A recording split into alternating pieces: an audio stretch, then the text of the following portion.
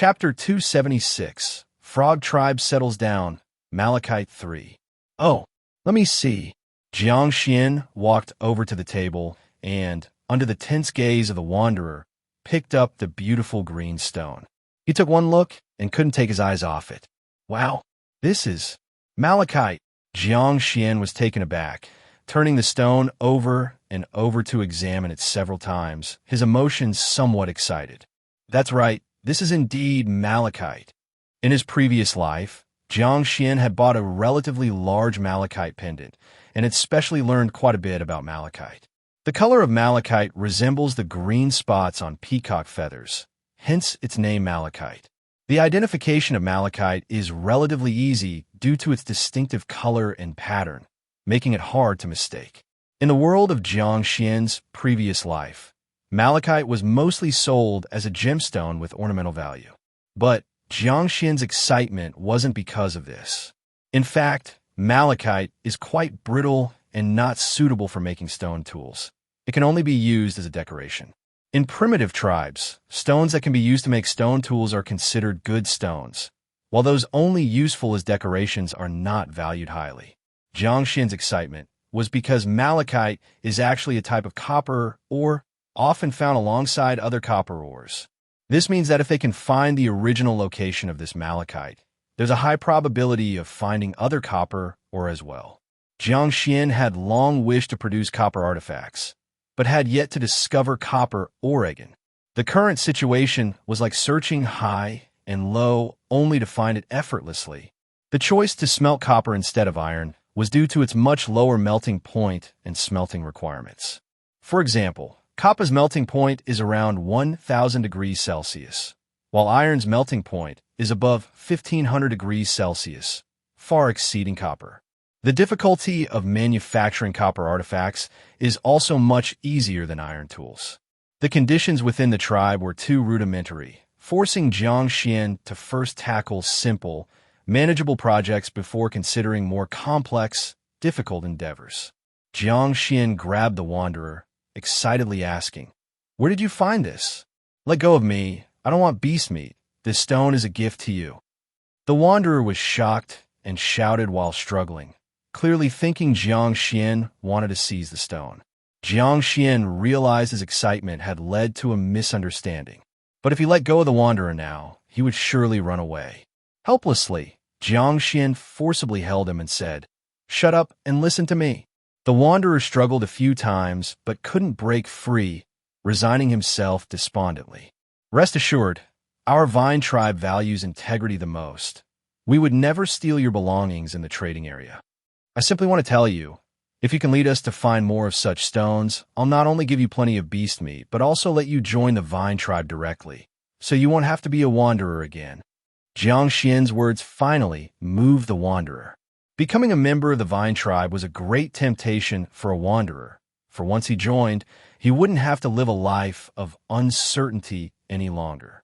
"Are you sure that's true?" the wanderer asked cautiously. Jiang Xuan affirmed, "Absolutely true. I'm the leader of the vine tribe. As long as you lead us to find more of these stones, you could become a member of the vine tribe." The wanderer gathered courage, looked up at Jiang Xuan, and said, "Okay, I'll take you to find the stones." "That's the spirit." Jiang Xuan smiled, hopeful that the wanderer would bring an even greater surprise. Chapter 277, Copper Tin Ore. Beside a small stream, Jiang Xuan, along with 30 warriors and a guiding wanderer, rode black-winged rhinoceroses upstream in search of malachite. This forest lies to the northwest of the vine tribe, about a day's journey away.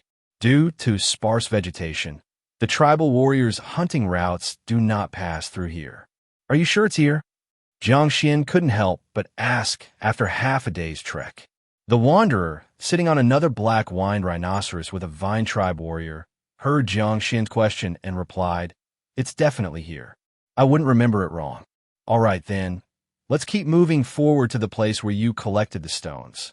The group continued forward for about another half an hour when they suddenly heard a loud sound of water ahead. Walking over, they saw a cliff ahead with a small waterfall cascading down from a height of 7 to 8 meters, crashing into a pool below with a roar. The wanderer's eyes lit up, pointing at the pool, and said, "I picked up the stone right here. I remember it clearly." Jiang Xuan perked up and said, "Let's go take a look." Jiang Xuan and the others dismounted from the black-winged rhinoceroses. The wanderer led Jiang Xuan to the edge of the pool, then pointed to a shallow area and said, "The stone was picked up right here." Jiang Xuan took out the palm-sized piece of malachite from the large pocket of his beast hide clothing. This piece of malachite was the one the wanderer had taken to the trading area for trade. It was oval in shape, with a very smooth surface resembling a pebble. This matched the situation described by the wanderer. Apart from being artificially polished, only areas that have been washed by water for a long time can have such smooth stones. Jiang Xuan raised the piece of malachite and said to the warriors, "Spread out and look for green stones like this." "Yes." The Vine Tribe warriors responded, and then began searching for malachite around the pool and nearby. Jiang Xuan and the wanderer also carefully searched by the water, hoping to find more malachite in similar locations. The stream was very clear, allowing one to see the bottom easily. There were some small fish swimming in the water, but no big fish could be seen. Soon, Jiang Xuan suddenly noticed a hint of green among the stones underwater, making him rejoice. He reached in, through the icy water, turned over the stones, and felt a stone larger than his palm with his hand. Splash! Jiang Xuan lifted the stone and was immediately delighted. "It's malachite. There really is malachite here." This piece of malachite was even larger than the one the wanderer had picked up, although it was broken and not round, but its patterns were equally beautiful. Seeing Jiang Xuan had already found a piece, the warriors sped up their search, hoping to quickly find such beautiful stones themselves. One warrior was diligently searching in the water when he suddenly found a stone that looked different. He hastily took it out of the water. However, upon picking it up, the appearance of the stone greatly disappointed him. The stone was uneven and bumpy, with a very poor appearance. Most of its surface was dark brown, with only a small amount of green, which was completely different from malachite green. False alarm. The warrior was greatly disappointed and was about to throw the stone away.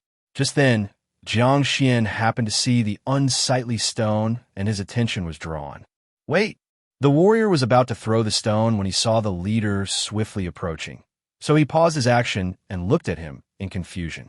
"Let me take a look." Jiang Xuan reached out, and the warrior had to hand the stone over to him. Jiang Xuan took the unsightly stone, turned it over and over for a moment, then held it in both hands and exerted force to twist it. Jiang Xuan was a four-color warrior, incredibly strong, capable of breaking ordinary stones with his bare hands.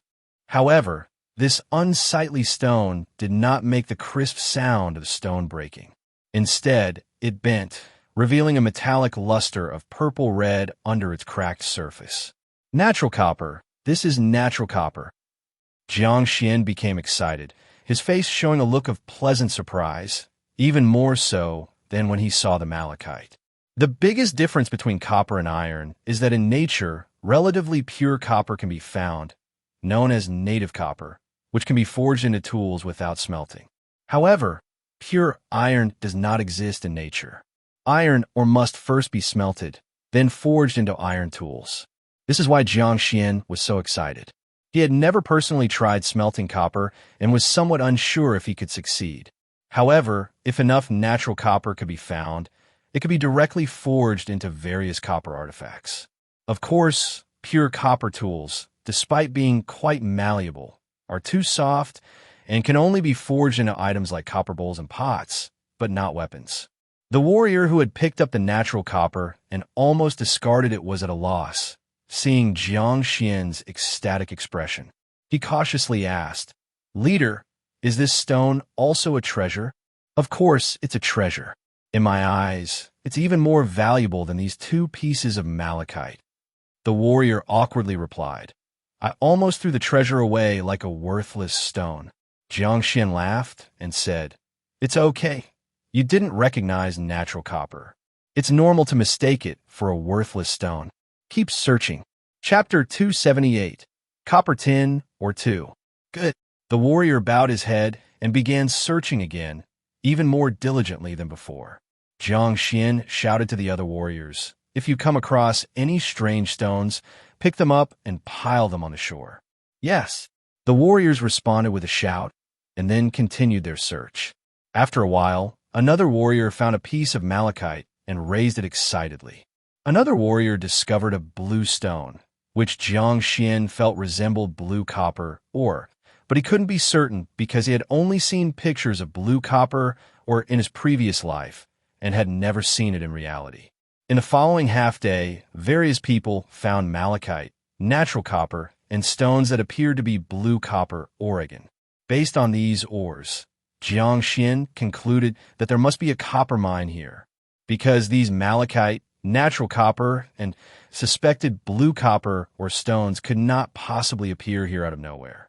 The most likely possibility is that there's a copper mine nearby, from which some ores fell into the water and were washed into this pond by the flood. As they diligently searched for copper ore, the sky gradually darkened.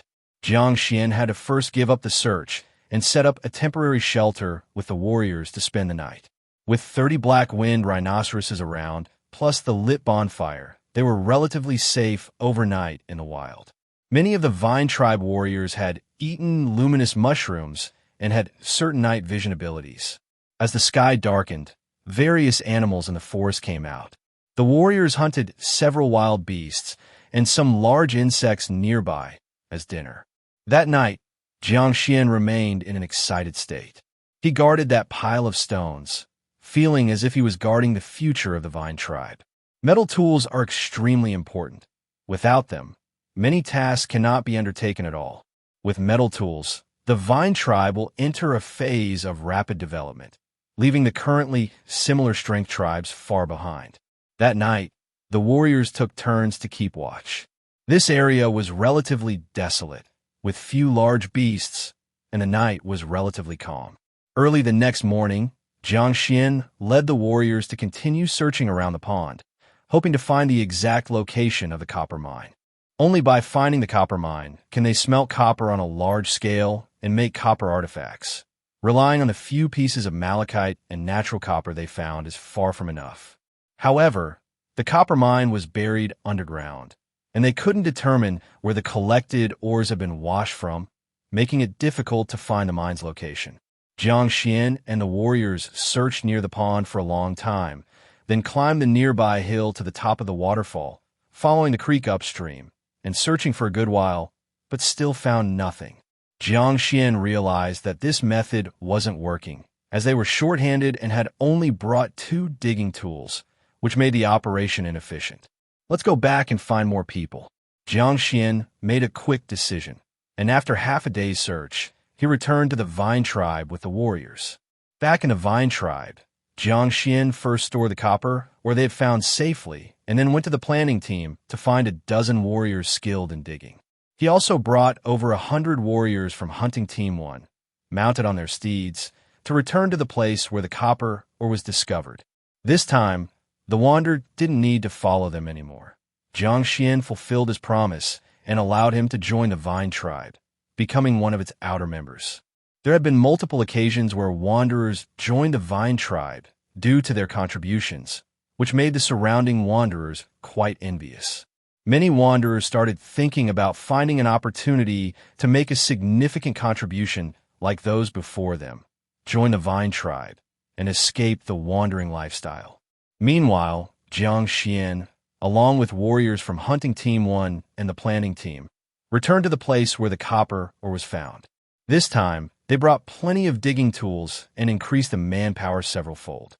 Despite this, these many people dug around the waterfall for 3 consecutive days and left the area full of pits, but still didn't find the copper mine. However, Jiang Xuan was unwilling to give up, determined to find the copper mine. On the 5th day, things took a turn. At noon on the 5th day, Go Tung, along with some warriors intending to hunt some beasts for food, unexpectedly discovered a giant claw beast burrow. The giant claw beast is a beast highly skilled at digging. Its limbs are very strong, and its claws are sharp, making them perfect for digging soil. Moreover, the burrows dug by the giant claw beasts are usually deep and warriors attempting to catch them usually need to rely on traps or catch them by chance when they're above ground. Initially, upon discovering the burrow was made by a giant claw beast, Goting planned to turn away since they were too hard to catch. But at that moment, he unexpectedly found some small pieces of malachite and blue copper or among the dirt excavated by the giant claw beast. It's found. The leader's desired stones must be here. Gotung held some tiny pieces of malachite and cried out excitedly. He promptly took these small malachite pieces to find Jiang Xuan. Jiang Xuan was sitting by the bonfire, gloomily staring at the sky. Upon seeing those little pieces of malachite, he immediately perked up, shaking off his gloomy mood. "Let's go. Quickly take me there." Jiang Xuan hurriedly followed Gotung toward the giant claw beast's burrow. Upon reaching the entrance of the burrow, Jiang Xuan first dug through the fresh soil and found more small pieces of malachite, even discovering a thumb-sized piece of natural copper. Chapter 279, Copper Tin or 3. Jiang Xuan excitedly said, "This giant claw beast definitely dug its way onto the copper mine vein. Dig, follow the tunnel and dig." After Jiang Xuan finished speaking, Gotung and a strong warrior immediately took the bone plow and the stone hoe and began to dig with great effort. The other warriors cleared away the surrounding vegetation and then also started to dig. Because their goal was not to catch the giant claw beast, but to find the copper mine vein, the wider they dug, the higher the chance of finding it. Underground, the giant claw beast never expected its home to be suddenly excavated by people. Upon hearing the commotion, it too started to dig swiftly underground. It had to dig another exit before the Vine Tribe warriors excavated the entire tunnel to escape and avoid becoming food. Huff, huff. On the ground, the Vine Tribe warriors took turns digging. Although they didn't know what use those stones were, the leader said they were important, and everyone was highly enthusiastic. Scratch, scratch, scratch. In the underground cave, the giant claw beast was also desperately digging. It was terrified by the noise above and was urgently trying to dig an exit to escape. Thus, with the Vine Tribe warriors digging from above and the giant claw beast digging from below, both sides were working hard. Although the Vine Tribe warriors' digging tools were rather crude, they were warriors possessing great strength. After half a day, a deep pit had been excavated in the ground. As darkness fell, Jiang Xuan instructed the warriors to temporarily stop digging and go hunt some wild animals to fill their stomachs. After all, digging is strenuous work. Without a full stomach, there's no energy. They hunted some prey nearby, gathered some wild vegetables, and caught quite a few large shrimps from a creek. After dark, the warriors of the Vine Tribe sat around the fire, excitedly discussing how much longer it would take to dig out the stones the leader wanted. Jiang Xuan hadn't told them what these stones could be used for or how significant their impact might be. Because things like copper artifacts are epic-making products, it's best not to let too many people know while the tribe is not yet strong enough to face everything. After the excited discussions, the warriors, exhausted from a day's work, filled their bellies, and then most of them fell into a deep sleep, leaving a few to keep watch. In the middle of the night, Jiang Xuan again heard the scratch sound of digging, and at one point, the giant claw beast finally dug out another exit and dashed off with a whoosh. Jiang Xuan didn't mind, and even had a smile on his face. This giant claw beast helped them find the location of the ore vein, contributing to the Vine Tribe, and Jiang Xuan had no intention of killing it. Let it run if it wants to. The next day, the Vine Tribe warriors continued digging. By noon, they finally reached the copper mine vein. A thick, layered, colorful ore vein emerged from underground, like a metallic dragon hiding beneath the earth. Jiang Xuan beamed, his eyes squinted in delight at the large chunks of malachite, azurite, and small pieces of natural copper. Just then, a warrior unearthed another kind of silvery white mineral from the copper mine vein. Jiang Xuan went over to look and immediately burst into joyous laughter. Tin, or it's actually tin, or this is copper tin, or heaven truly wants to elevate my Vine Tribe. Discovering copper tin, or means that the Vine Tribe will have the opportunity to smelt bronze, which is harder than pure copper and better suited for making weapons and tools. Chapter 280, Smelting Bronze. Southern Wilderness, Vine tribe finally finished carving the previously used herbs. Inside the bamboo house, the old witch put down the stone chisel and stone hammer, stood up from beside a smooth, large stone, and patted his old back. The large stone was oval-shaped like a smooth egg, and its surface was polished very smoothly, standing upright. On the right side of the large stone, several ancient witch scripts were carved. Great Wilderness 100 Herbs Map. Then followed line after line of smaller witch script, arranged neatly. These witch scripts, some looked like oddly shaped grass, some like flowers, some like birds, some like parts of animals. These are the characters belonging to the witch, and to ordinary people, these witch scripts seem chaotic and incomprehensible in terms of their meaning. But to someone possessing witch power, every witch script contains a wealth of information. There are two types of witch scripts. One is the ordinary witch script, which anyone who has specialized learning can understand. For example, those tribes that have lost their totem god, their witches, although without witch power, still inherit a portion of witch script, able to use witch script combined with drawings to record major events that have happened in the tribe. The other kind is the one carved by the old witch. This kind of witch script is more mysterious, and those without witch power absolutely cannot understand it. Because it's not just as simple as connecting words into sentences. Each mysterious witch script contains extensive information and requires witch power to activate these scripts to comprehend what the author truly wanted to express. The Great Wilderness 100 Herbs Map requires recording a plethora of herbs, and if using ordinary witch script, attempting to record all of them would need an uncountable amount of beast hide and carved stones. Moreover, due to too many recording mediums, it would inevitably suffer losses during the inheritance process for various reasons. But using mysterious witch script is different. Each witch script can record an herb, saving a lot of material and benefiting its complete transmission. The old witch walked around the egg-shaped giant stone twice, observing those witch scripts, quite satisfied with the portion of Great Wilderness 100 Herbs Map he had carved. The old witch muttered to himself, "Finished carving the herbs I used before, time to search for new herbs." The reason the old witch named it Great Wilderness 100 Herbs Map instead of Eastern Wilderness 100 Herbs Map was because he wanted to record as many herbs across this continent as possible. He was quite familiar with the herbs of the Eastern Wilderness, but the herbs of the Southern, Western, and Northern wildernesses he knew less about. Precisely for this reason, the old witch planned to continue riding the giant eagle to various places to search for more herbs, understand their effects and growth habits, and then record them into the Great Wilderness 100 Herbs Map. This was destined to be a rather arduous task, requiring a lot of time. The old witch rested for a while, ate something, then walked out of the bamboo house, came to the bamboo forest beneath the stone mountain, found Qi Xiao, and explained his desire to continue traveling to find herbs.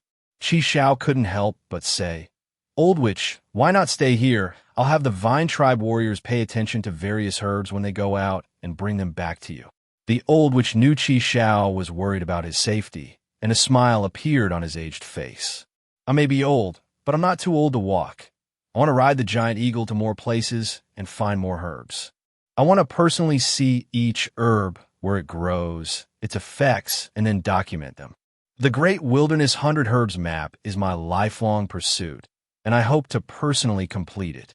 The old witch paused and continued, "In case something happens to me outside, I believe you will help complete it in the future."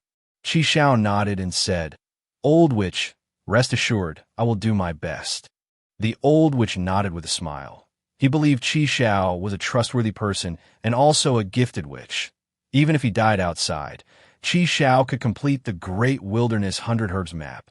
The old witch asked again, "Where is Jiang Xuan? Haven't seen him these days." Qi Xiao said, "He went out with the hunting team. Didn't mention when he'd return." "Then I won't wait for him. Tomorrow I'll leave on the giant eagle.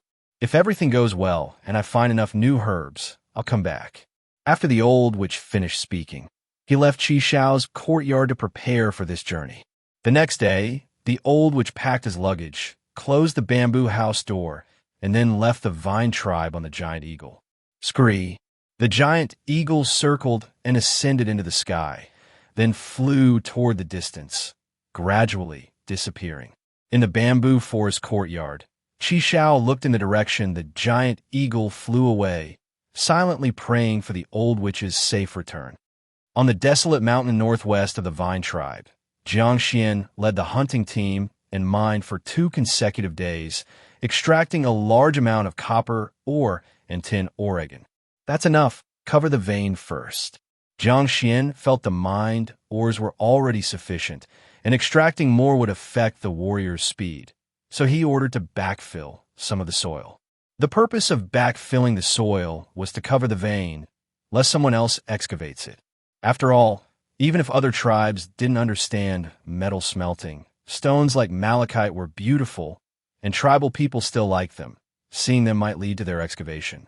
The warriors of the hunting team, huffing and puffing, backfilled some soil and brought some dead branches and grasses from nearby to cover them on top, making a simple disguise. Chapter 281. Smelting Bronze 2. After everything was done, Go Tong said to Jiang Xuan, "Leader, it's ready." "Good. Take all the stones and return to the tribe." Jiang Xuan thought for a moment and added, "After returning to the tribe, no one is allowed to disclose our mission and findings this time to anyone else, or else they will be expelled from the tribe." Jiang Xuan's words sent a chill through the hearts of the entire hunting team. Expulsion from the tribe is the harshest punishment for them. Everyone secretly warned themselves to keep their mouths shut. Goting asked, "Leader, what if someone asks?" Jiang Xuan replied, "Just say we discovered some good quality stones and brought them back for making stone tools." Goting nodded and then shouted to the hunting team members, "Did everyone hear that? If someone asks, just say we went to collect stones." The warriors of the hunting team nodded one after another. In fact, Jiang Xuan didn't tell them what these ores really were or what they were for. The explanation about collecting stones didn't seem like a lie to the hunting team warriors. "All right, let's head back." Jiang Xuan tied the 2 large bags of ores together and placed them on the back of Crescent, and then got on himself. The black-winged rhinoceros had great strength and could bear the weight of 2 large bags of heavy ores along with a person. The warriors of the hunting team also put large and small bags of ores on their mounts' backs and followed Jiang Xuan back to the tribe. A day later, they returned to the Vine tribe with all the ores smoothly. To maintain secrecy, all these ores were placed in the cave of the large mountain across the Feiyu River, and that area was marked as a restricted zone with warriors taking turns guarding it daily. In fact, if it weren't for the concern that the divine vine disliked flames, Jiang Xuan would have wanted to place these ores at the foot of the stone mountain, the safest place in the entire tribe where no one dared to trespass. Next, they had to consider how to smelt these copper ores and tin ores into bronze. Jiang Xuan's knowledge of bronze was limited to knowing it is a copper-tin alloy. He wasn't sure about the copper-to-tin ratio and needed to experiment a bit. However, he did have some idea of how copper ore was smelted into copper. The first step is to produce charcoal. Whether smelting copper or iron, charcoal or coal is an essential fuel. If conditions allow, it's best to use coke because its fire is stronger and longer lasting. The Vine tribe currently hasn't acquired coal, so they can only use relatively primitive charcoal. To obtain charcoal with strong firepower and long burning duration, they couldn't take shortcuts by picking up those inferior products from the fire pit. Jiang Xuan planned to build a kiln to burn a few kills of high-quality charcoal. He first found some tribe members skilled in construction and, with them, dug a large pit on a slope to build a kiln. The kiln was oval-shaped, about 2 meters high, with one half taking advantage of the terrain and the other half built with well-mixed mud, with a wide air inlet at the bottom and a smoke vent on top. In essence, the kiln was like a large stove, but the upper part was sealed off without a pot set on it. Once the kiln was built, Jiang Xuan personally led people to use stone axes to chop many thick branches, cutting them into logs of similar length, then neatly stacking them into the kiln from the air inlet. When the kiln was filled with wood, the ignition process could begin. Jiang Xuan gathered some dry firewood and piled it at the roomy air inlet, then borrowed a firebrand from the nearby fire pit to light the firewood. The dry firewood quickly ignited, and the temperature inside the kiln rose sharply. The heated air inside the kiln expanded and quickly vented through the smoke vent at the top of the kiln, while more air was drawn in from the air inlet, heated, and vented through the smoke vent again, forming a circulating airflow that fueled the fire. Crackling. Soon, the thick wood inside the kiln was also ignited, and a large amount of thick smoke billowed from the smoke vent at the top of the kiln. After a while, all the wood inside the kiln was burning, creating a reddish glow inside and a more than half-meter high tail of flames appearing at the top of the smoke vent, an impressive sight. You can seal the air inlet now. Jiang Xuan, along with 2 members of the vine tribe, used large chunks of mud to pile up at the kiln's air inlet, eventually blocking it completely. Once the air inlet was blocked, with no fresh air coming in, the flame at the smoke vent quickly turned back into smoke, which was no longer as thick as before. Jiang Xuan patiently waited for a while, then covered the smoke vent at the top with branches and mud, completely sealing off any fresh air from entering the kiln. Inside the kiln, the wood continued to burn, transitioning from open flames to smoldering. The high temperature inside the kiln would last for a long time, converting all the wood into charcoal. Afterward, it was just a matter of waiting patiently. A day later, the kiln gradually cooled down, and Jiang Xuan brought people to open up the air inlet and smoke vent of the kiln once more. At that time, because a lot of carbon monoxide had accumulated inside the kiln, to avoid poisoning, Jiang Xuan immediately led them to step back after opening the air inlet and smoke vent. Half an hour later, the carbon monoxide in the kiln was expelled and replaced by fresh air, and then Jiang Xuan led them over to inspect the kiln's interior. Inside the kiln, all the wood had turned into black charcoal.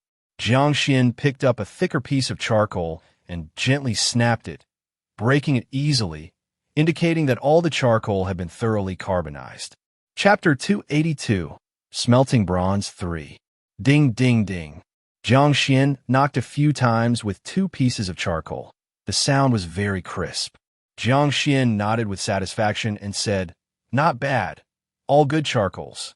Afterward, Jiang Xuan and his people moved all the charcoal out of the earth kiln and packed them into woven bags made of bark. Next is the second step of smelting bronze, building 2 smelting furnaces, one for refining copper ore and the other for refining tin Oregon. Due to limited conditions, Jiang Xuan planned to build the simplest vertical smelting furnace. A vertical smelting furnace essentially looks like a large chimney, with an air inlet at the bottom and an open top, making it very easy to construct. Building a smelting furnace directly in the cave is a foolish act. Not to mention the lighting problem, just the smoke and various toxic gases produced by smelting can suffocate people.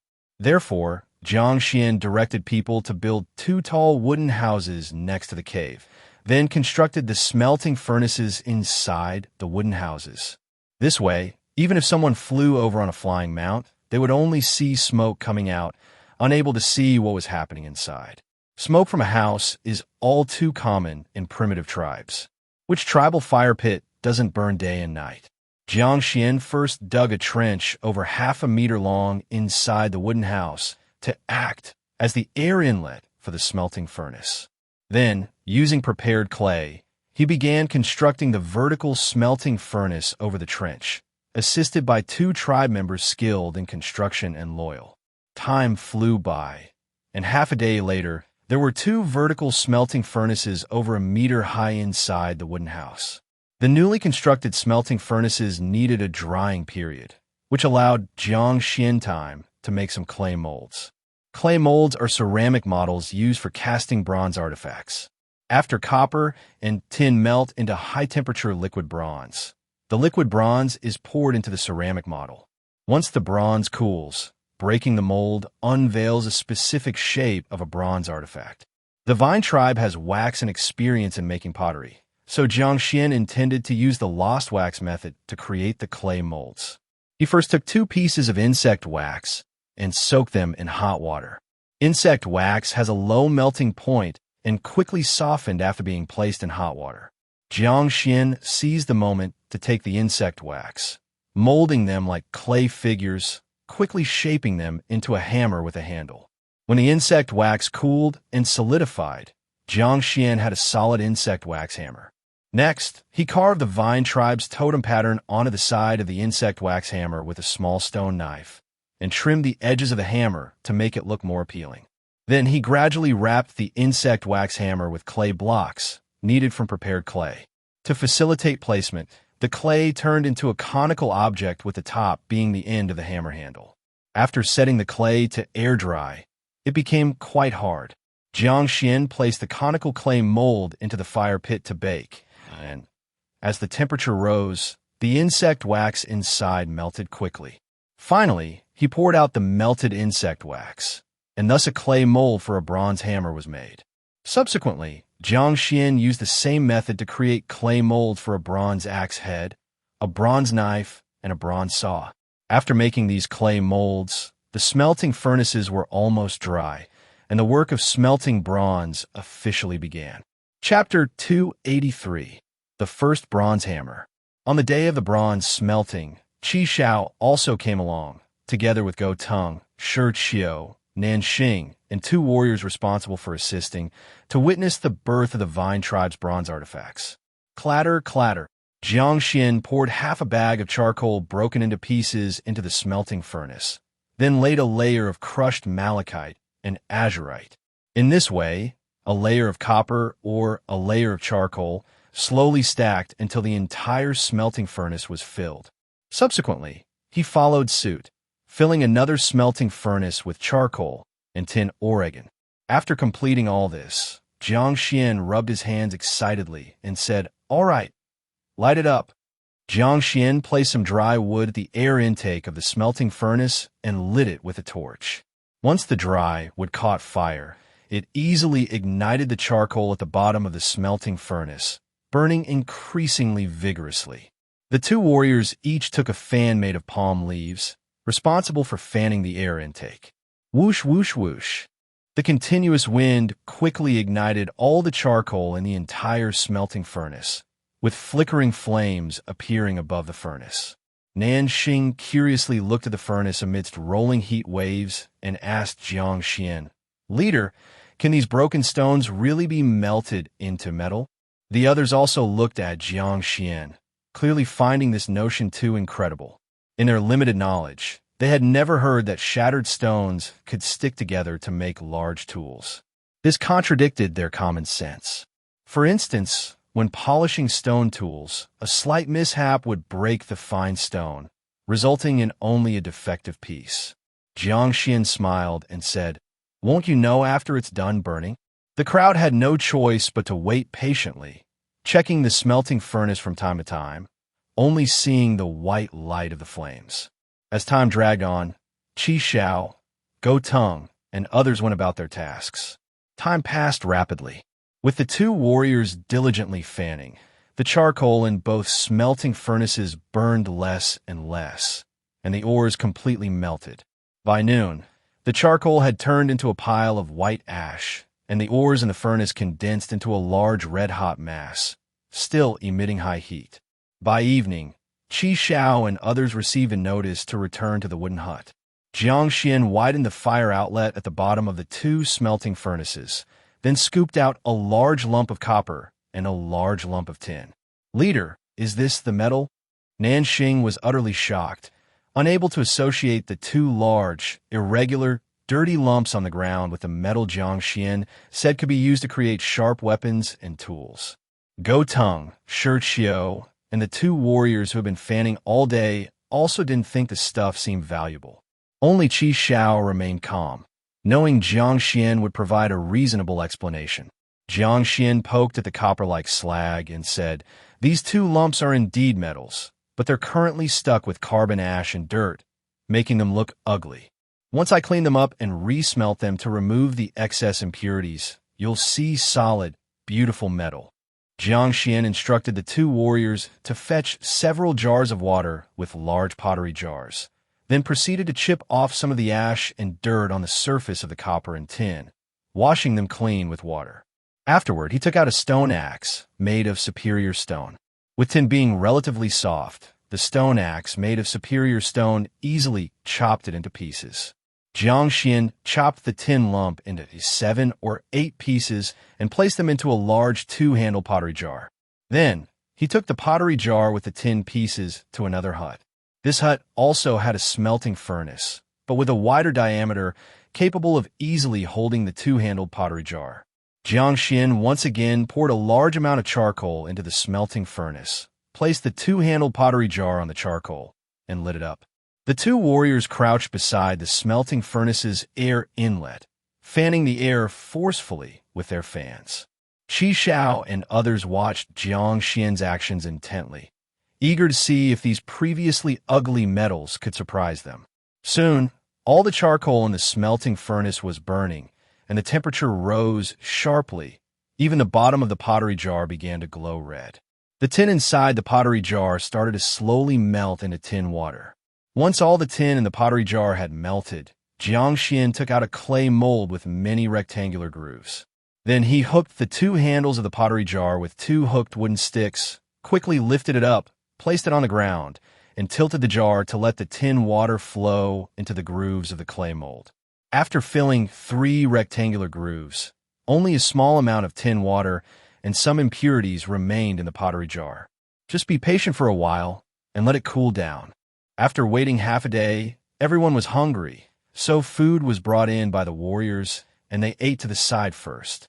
Once they were full, the tin in the clay mold had solidified from tin water into tin blocks. Jiang Xuan turned the clay mold over and spilled the rectangular tin blocks onto the ground. Jiang Xuan put down the clay mold, picked up one of the still warm tin blocks, and knocked it against his hand.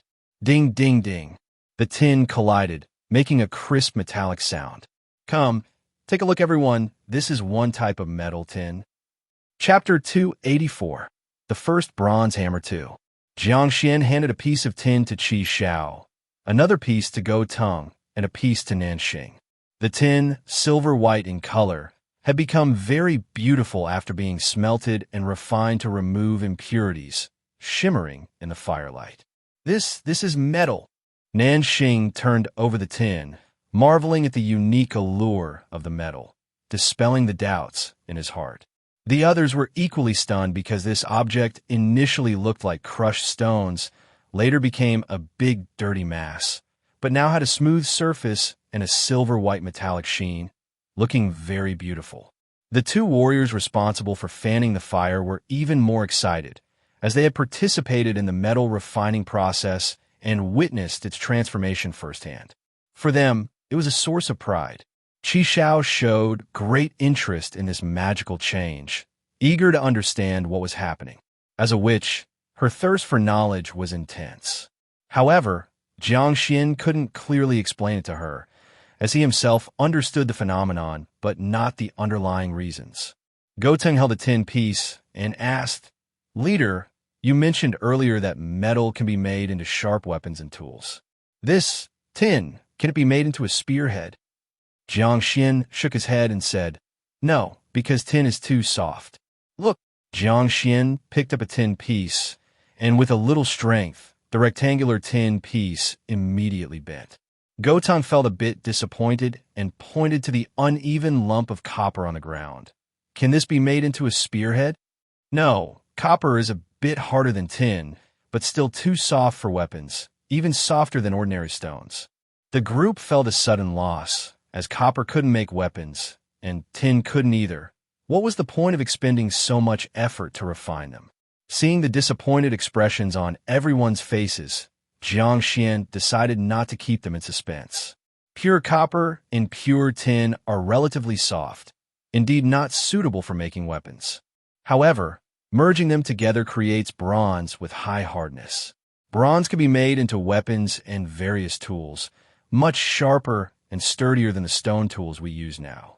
Upon hearing Jiang Xuan's words, everyone's eyes lit up, filled with anticipation for the advent of bronze. Meat has to be eaten bite by bite. Things need to be done one by one. Let's call it a day here. Tomorrow, we'll strive to forge a bronze hammer first. By then, the night had fully set in and the moon had risen. Jiang Xuan and others left the wooden house, holding torches as they took a boat across the river, returning to their own homes to sleep. Due to the lack of entertainment activities and relying solely on firelight at night, the tribespeople were accustomed to early sleep. The next morning, Jiang Xuan washed up briefly, had breakfast, and then took a boat across the river to the wooden house outside the cave, beginning to resmelt that lump of copper.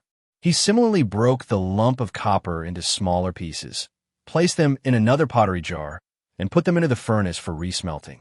The melting point of copper is much higher than tin, so the smelting time was longer. Today, Qi Xiao and others didn't come over, as they had many other tasks to do and only needed to wait for the final product. The two warriors, however, were stationed there early in the morning. Jiang Xuan planned to teach them the entire operation process so they could specialize in metal refining later.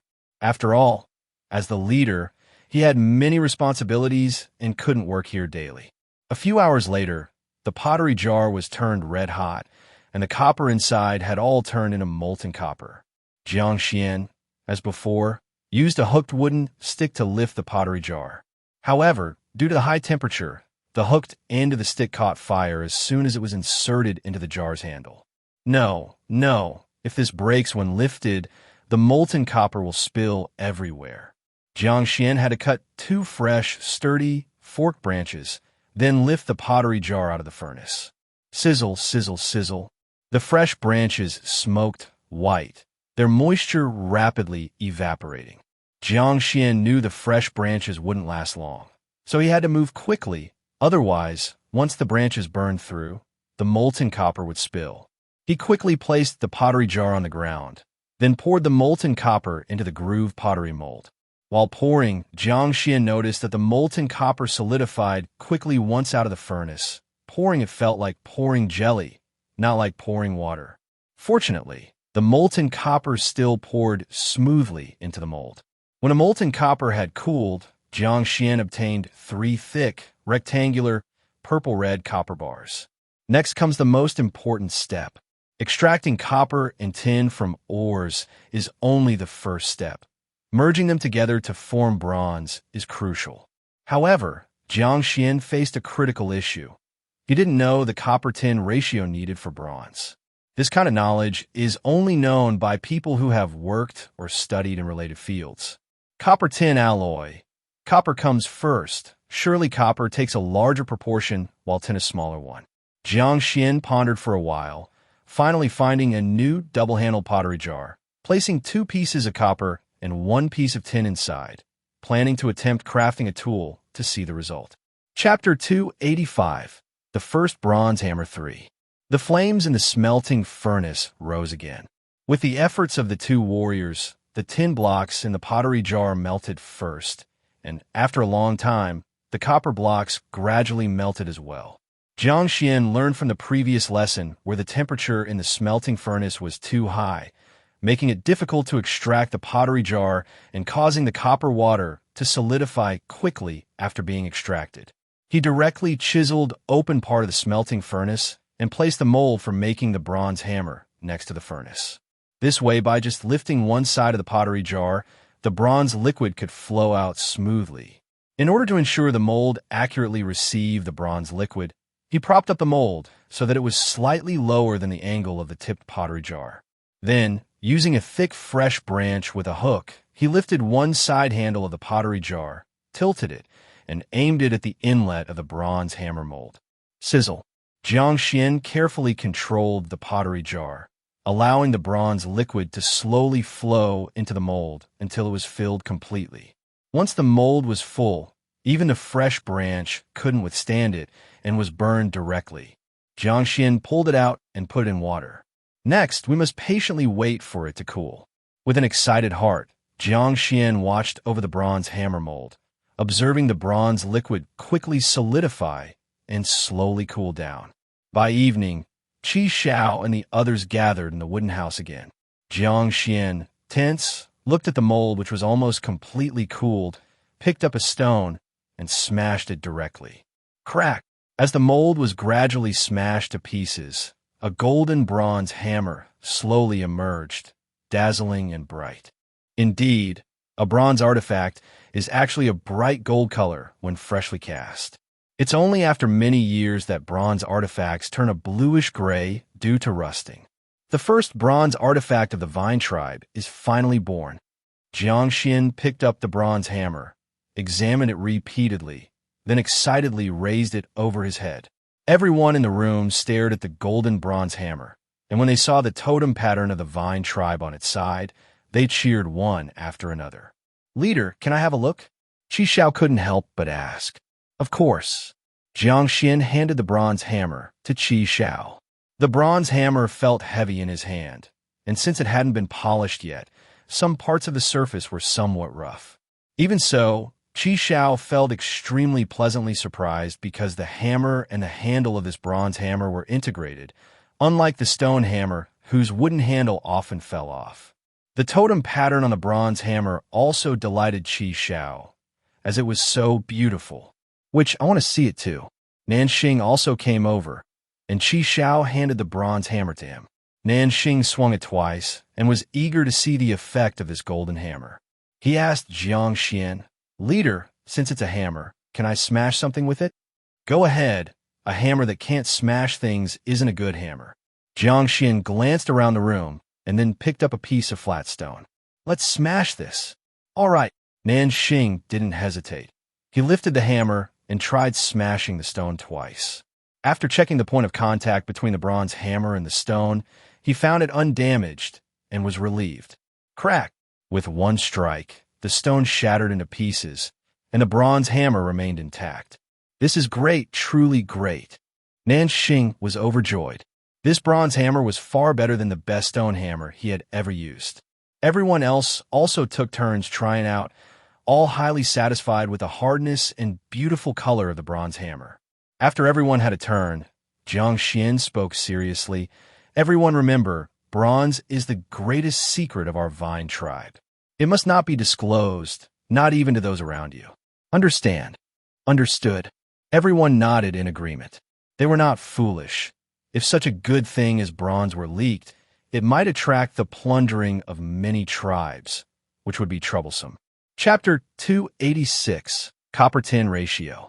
After making the first bronze hammer, Jiang Xuan first smelted a large pile of copper, ore, and tin ore twice, casting them into copper and tin blocks using clay molds.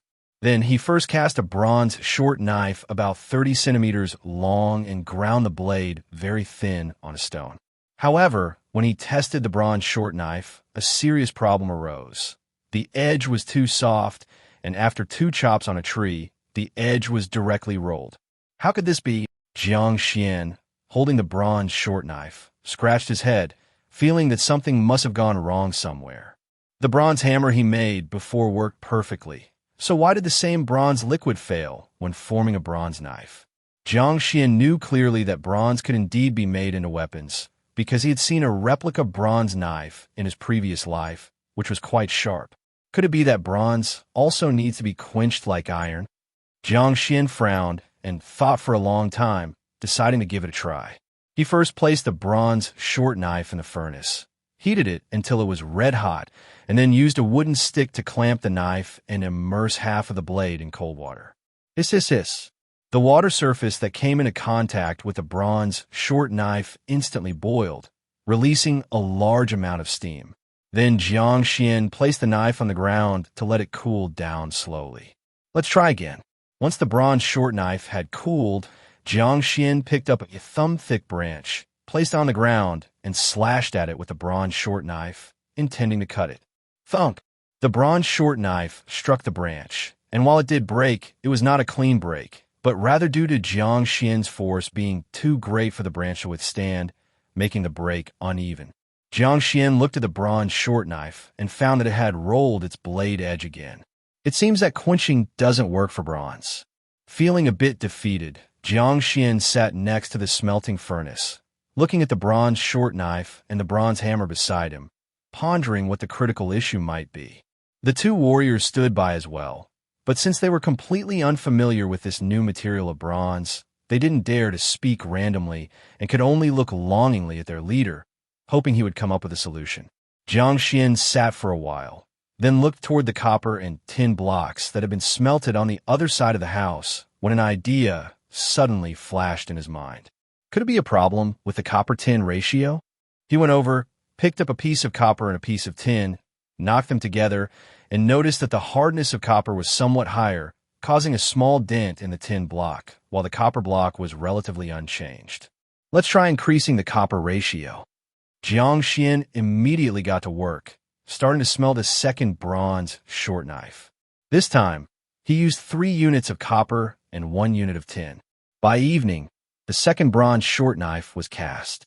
He then spent half the night grinding the blade edge of this bronze short knife to be rather thin, making it look quite sharp. The next day, he took another branch for the test. After all this effort, don't let me down. Jiang Xuan gripped the bronze short knife and resolutely chopped the thumb-thick branch with it. Crack! The branch broke again, though the break was still not very neat. However, when Jiang Xuan inspected the bronze short knife, he found that the edge had not rolled as badly as the previous knife. It seems my idea was correct. The hardness has indeed improved significantly. Keep trying. With the 2 warriors, Jiang Xuan spent a considerable amount of time continuing his tests, repeatedly adjusting the copper-tin ratio and increasing the blade's thickness to prevent easy breakage. Until the 10th day, Jiang Xuan produced another bronze knife, this time using 5 units of copper to 1 unit of tin. It has to succeed.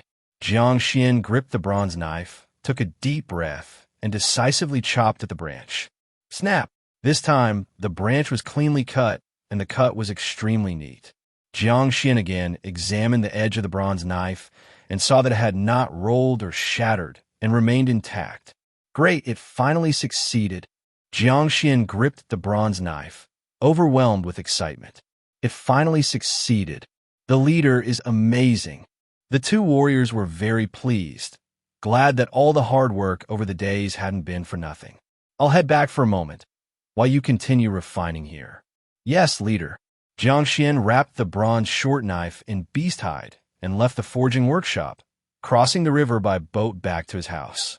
He unrolled a beast skin scroll, which recorded the process and results of his attempts over the days. For example, the first line read, 2 parts copper, 1 part tin can cast a bronze hammer. Further down, a series of failed attempts and ratios were recorded. Now, he took a beast hairbrush and wrote on the beast skin scroll, 5 parts copper, 1 part tin can cast a bronze short knife. The reason he wrote short knife instead of simply bronze knife was because there is a difference between long knives and short knives. Long knives are wider and longer. When used, the force applied will be substantial, so they must sacrifice some hardness for more toughness. Otherwise, if a swing breaks the knife into 2 pieces, sharpness alone is worthless. Thinking of this, Jiang Xuan began to understand why bronze was more frequently used for swords and less for knives. Because as long as the copper ratio in bronze is high enough, the hardness is sufficient, the sharpness too, but it is prone to breaking. Compared to single-edged knives, the flat diamond-shaped sword is thicker in the middle and thin on the sides, offering a better stress structure and is less likely to break if cast thicker. Also, there was another aspect he had never considered before. The early bronze artifact craftsmen might have continuously improved upon discovering the disadvantages of bronze knives, ultimately evolving into bronze swords. Otherwise, why were there no such swords in the Stone Age? Bronze knives are prone to rolling or breaking, so they were altered to dual blades, so when one side was flawed, the other side could still be used. In battles, if both sides' edges were flawed, one could still stab with a pointed end. Eventually, finding this weapon easily broke, the middle part of the sword was thickened, resulting in the flat diamond shape. Thus, the subsequent bronze swords, whether long or short, had a thicker middle, thinner sides, and a pointed tip. Jiang Xuan only realized this after making bronze artifacts himself. It was his personal conjecture, not seen documented elsewhere. It seems more swords need to be made in the future. Jiang Xuan found it somewhat amusing. If he had used ancient people's experience from his past life and directly cast swords, would have saved some detours? However, if he had started with swords, he would not have discovered the many issues associated with bronze knives. Therefore, the extended period of trials was still fruitful. Thinking of this, Jiang Xuan picked up the beast hair brush again and wrote on the beast skin scroll, "Bronze is more suitable for casting swords." After writing, Jiang Xuan carefully checked the bronze knife and then put it away. Bronze weapons, for the time being, should remain hidden. Otherwise, they would definitely attract other tribes' covetousness, possibly bringing disaster to the Vine tribe. What the Vine tribe needs now are various tools made for bronze, such as axes for cutting, chisels, saws, and shovels for woodworking, scissors for cutting beast-hide clothing, and so on. With these bronze tools, the Vine tribe's productivity would greatly increase, quickly leaving other tribes far behind.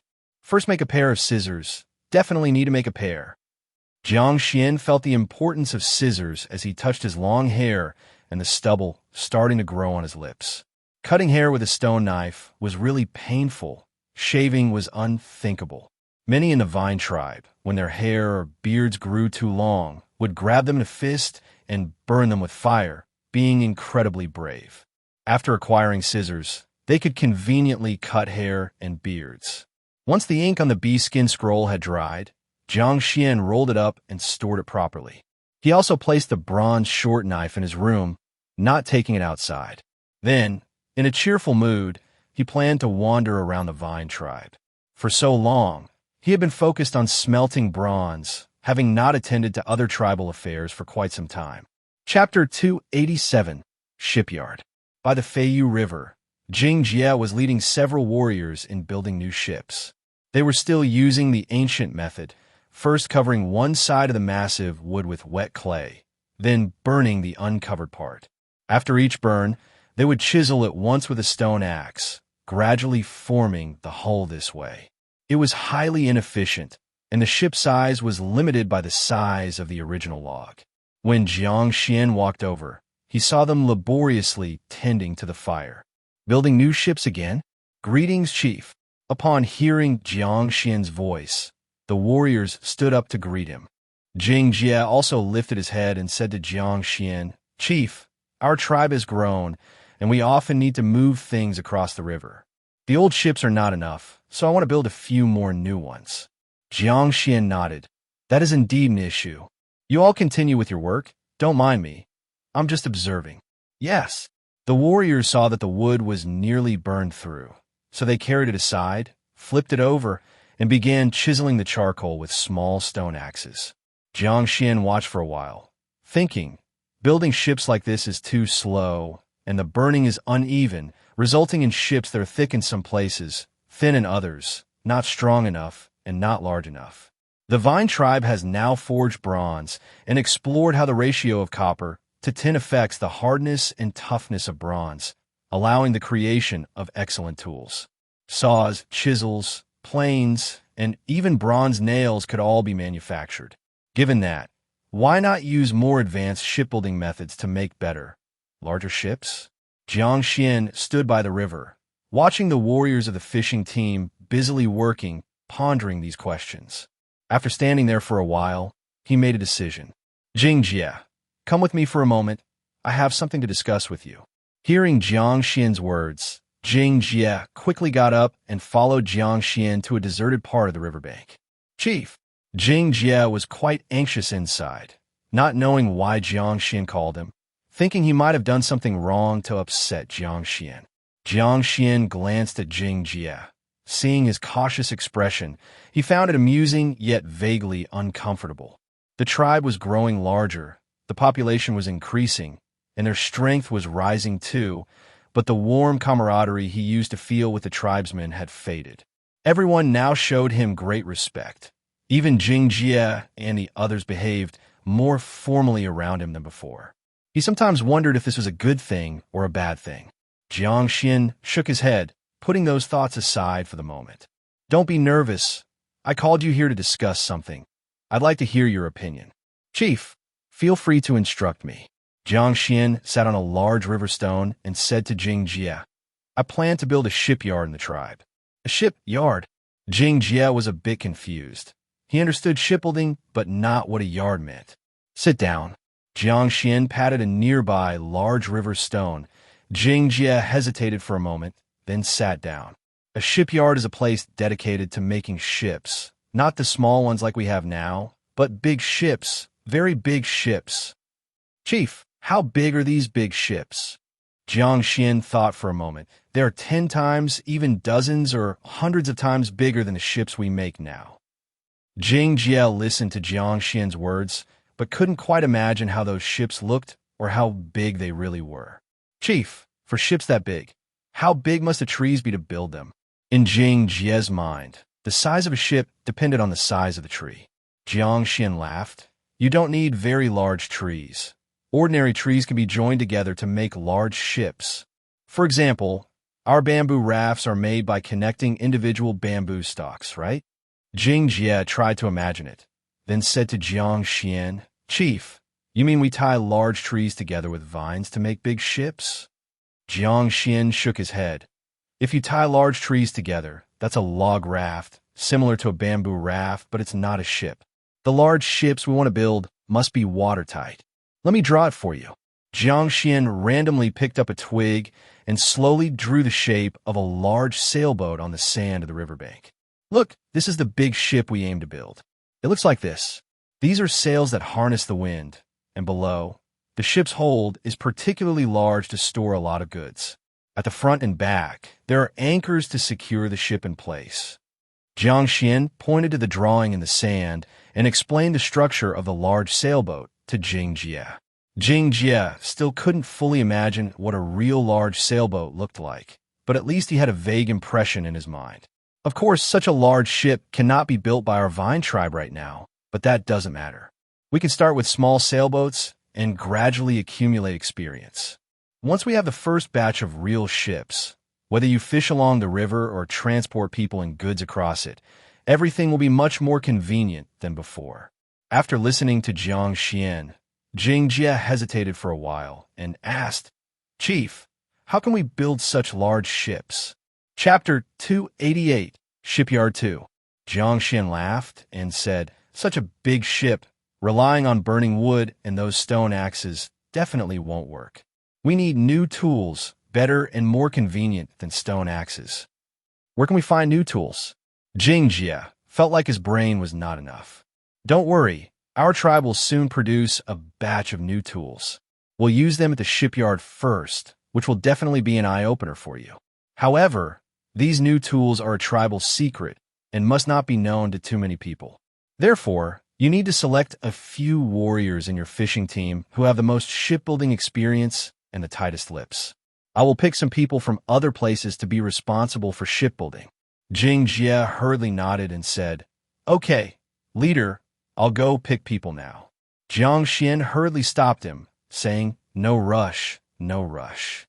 The new tools are not yet made, so take your time to choose. Only then did Jing Jie sit back down, listening to Jiang Xuan continues to talk about the shipyard and the fleet that might be formed in the future. Jiang Xuan told him that this world wasn't just the small rivers like Feiyu River, but also had surging big rivers and even vast seas.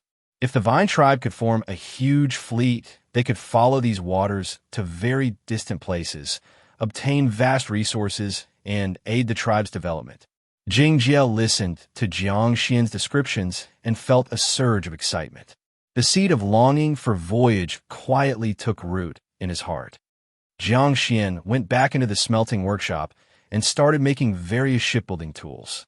First, he used the lost wax casting method to produce a large batch of clay mold for various sizes of hammers, saws of different lengths, chisels of different models, planes for smoothing wood, bronze nails, and even small anchors. Finally, he made a few clay molds for scissors and kitchen knives for himself and Qi Shao. If the Vine tribe becomes strong enough in the future, not fearing the exposure of bronze artifacts, he hoped everyone in the Vine tribe could use convenient and quick everyday tools like bronze scissors and kitchen knives. He then started pondering the copper-tin ratio for various tools. Having already done many experiments to make the bronze short knife, he had records of the effects produced by different copper-tin ratios. So, this time when making tools, unlike before, he wasn't working blindly. No matter if the tools turned out well, they would definitely be useful. For instance, the saw, it was specifically for cutting wood, didn't need much toughness, only needed enough hardness to ensure it was sharp enough. So, Jiang Xuan used a copper-tin ratio of 5 parts copper to 1 part tin on the saw. During tool making, Jiang Xuan ordered an artificial lake to be dug at the second settlement, away from the crowds by the riverbank, built houses, and even walled off that area. With the artificial lake, once the ship is made, it can be directly tested in the water. If the ship is large, it can sail directly into the river via the artificial lake. More than half a month later, various shipbuilding tools were made one after another. The artificial lake was completed and river water was introduced. A long wall enclosed the artificial lake and a wide stretch of riverbank land. Guard Team 2 dispatched some warriors to this area specifically to guard it, prohibiting unrelated personnel from approaching. Jiang Xuan summoned 3 apprentices from the stone workshop who had a knack for woodworking, plus 3 warriors from the fishing team skilled in shipbuilding, totaling 6 people as the first batch of shipyard personnel. On the 5th day of June, the Vine Tribe shipyard officially began operation. On the opening day, only Jiang Xuan, Qi Xiao, Go Tung, Shi Qiu, Nanxing, Jing Jie, and the 6 chosen people attended. Beside the artificial lake, there was a large open space. Tall houses, all made of clay bricks, were built on both sides of the ground. Jiang Xuan stood on the open space, with Qi Xiao and others behind him, and the 6 shipyard workers in front of him. Jiang Xuan started speaking. Today is the day our Vine Tribe shipyard starts work. It should be bustling, but for confidentiality, we can't let others come here. Can anyone tell me, what is shipbuilding for? A warrior thought for a moment and said, for fishing, for crossing rivers. Jiang Xuan smiled and said, that's correct, but do you know how big the biggest fish is, how wide the widest river is? The warriors looked at each other and then shook their heads. Jiang Xuan pointed to Feiyu River and said, the river of our Vine Tribe is a small river. It flows downwards and joins with other small rivers to become a big river. The big river continues to gather other streams, becoming bigger and bigger, beyond what you can imagine. Put it this way, if you row a small boat on a big river trying to get from one side to the other, you might not make it in half a day, or might even be swept away by big waves, capsizing the boat. Is the big river the largest body of water? No, many big rivers flow into the sea. The sea is 1,000,000 times bigger than our entire southern wilderness, with truly large fish living in it. How big is that big fish? As big as a mountain. If it swims here, Feiyu River cannot contain it. Jiang Xuan's description left the 6 warriors dumbfounded. Their limited knowledge restricted their imagination, making it impossible for them to picture what a big river or a sea was truly like. Chapter 289, Shipyard 3. How much must a fish as big as a mountain eat every day? Even Qi Xiao and the others behind Jiang Xuan were so shocked they couldn't speak. They had no doubt about Jiang Xuan's words, because Jiang Xuan had created so many things they had never seen or heard of. They were in a remote corner of the southern wilderness, and previously their biggest concern was survival, with their furthest thought being to establish a slightly larger tribe. But now, Jiang Xuan's words had opened their eyes to the fact that beyond the mountains lay a vast world full of unimaginable things. Therefore, the purpose of our shipbuilding is not just for fishing and crossing rivers, but also to explore a broader, more exciting world. Of course, it's a bit early to talk about this now. Our shipyard has just started. The current goal is to use planks to construct the first actual small boat, rather than a dugout canoe burnt out by fire. To build small boats, the warriors and I at the smelting workshop have specially crafted a batch of tools that the entire tribe's shipyard will use first, so they must be kept secret. Jiang Xuan's gaze turned sharp. If anyone leaks information about the tools, not only will the person who leaks it die, but their close relatives will also be implicated. Jiang Xuan's words made the 6 warriors' hearts tighten, and even Go Tung and others felt the pressure. Of course, as you work for the tribe will absolutely not treat you badly. As long as the new ship is built, everyone will receive very generous rewards. All right, I've said all that needs to be said. I announce that the shipyard is officially open. After Jiang Xuan finished speaking, He led everyone into the newly built house and demonstrated the brand new bronze tools and their uses. This is called a saw. It can easily cut through wood and turn it into planks. Watch closely. Jiang Xuan picked up a bronze handsaw, walked to a piece of wood, positioned the saw, and began to pull it steadily. When sawing wood, keep your hand steady. Ensure the saw doesn't tilt, otherwise it might get stuck. As Jiang Xuan continuously sawed downward, the bronze handsaw quickly penetrated the wood, with splinters flying everywhere. Boom! Before long, the wood was sawed into 2 pieces and rolled a few times on the ground. All the people around Jiang Xuan watched with shining eyes. This tool was incredibly useful. In the past, to break wood, they could only chop it bit by bit with a stone axe, and larger wood required burning. Now, with the saw, they could easily saw through wood, improving speed by many times. This is an axe. You should be familiar with it. But this bronze axe is much sharper than a stone axe. Jiang Xuan picked up a bronze axe and struck the wood, with the axe blade deeply embedded. Then, Jiang Xuan continued to swing the axe, soon shaving a flat surface on the wood. The warriors became even more excited, realizing that it would take at least half a day to achieve this with a stone axe. Jiang Xuan picked up a bronze planer and said, "This tool can make the wood smoother. Watch closely." Jiang Xuan placed the wood flat on the ground, held both ends of the bronze planer, and with a gentle push, a thin shaving appeared. As he continued to push, the wood's surface quickly became smooth, with not a trace of a burr. This is called a chisel. Jiang Xuan demonstrated each of these bronze tools and explained their uses in detail. Everyone present, looking at these golden tools, felt as if they were dreaming, their minds in a haze. Chapter 290, Feng Chao's Strange Actions.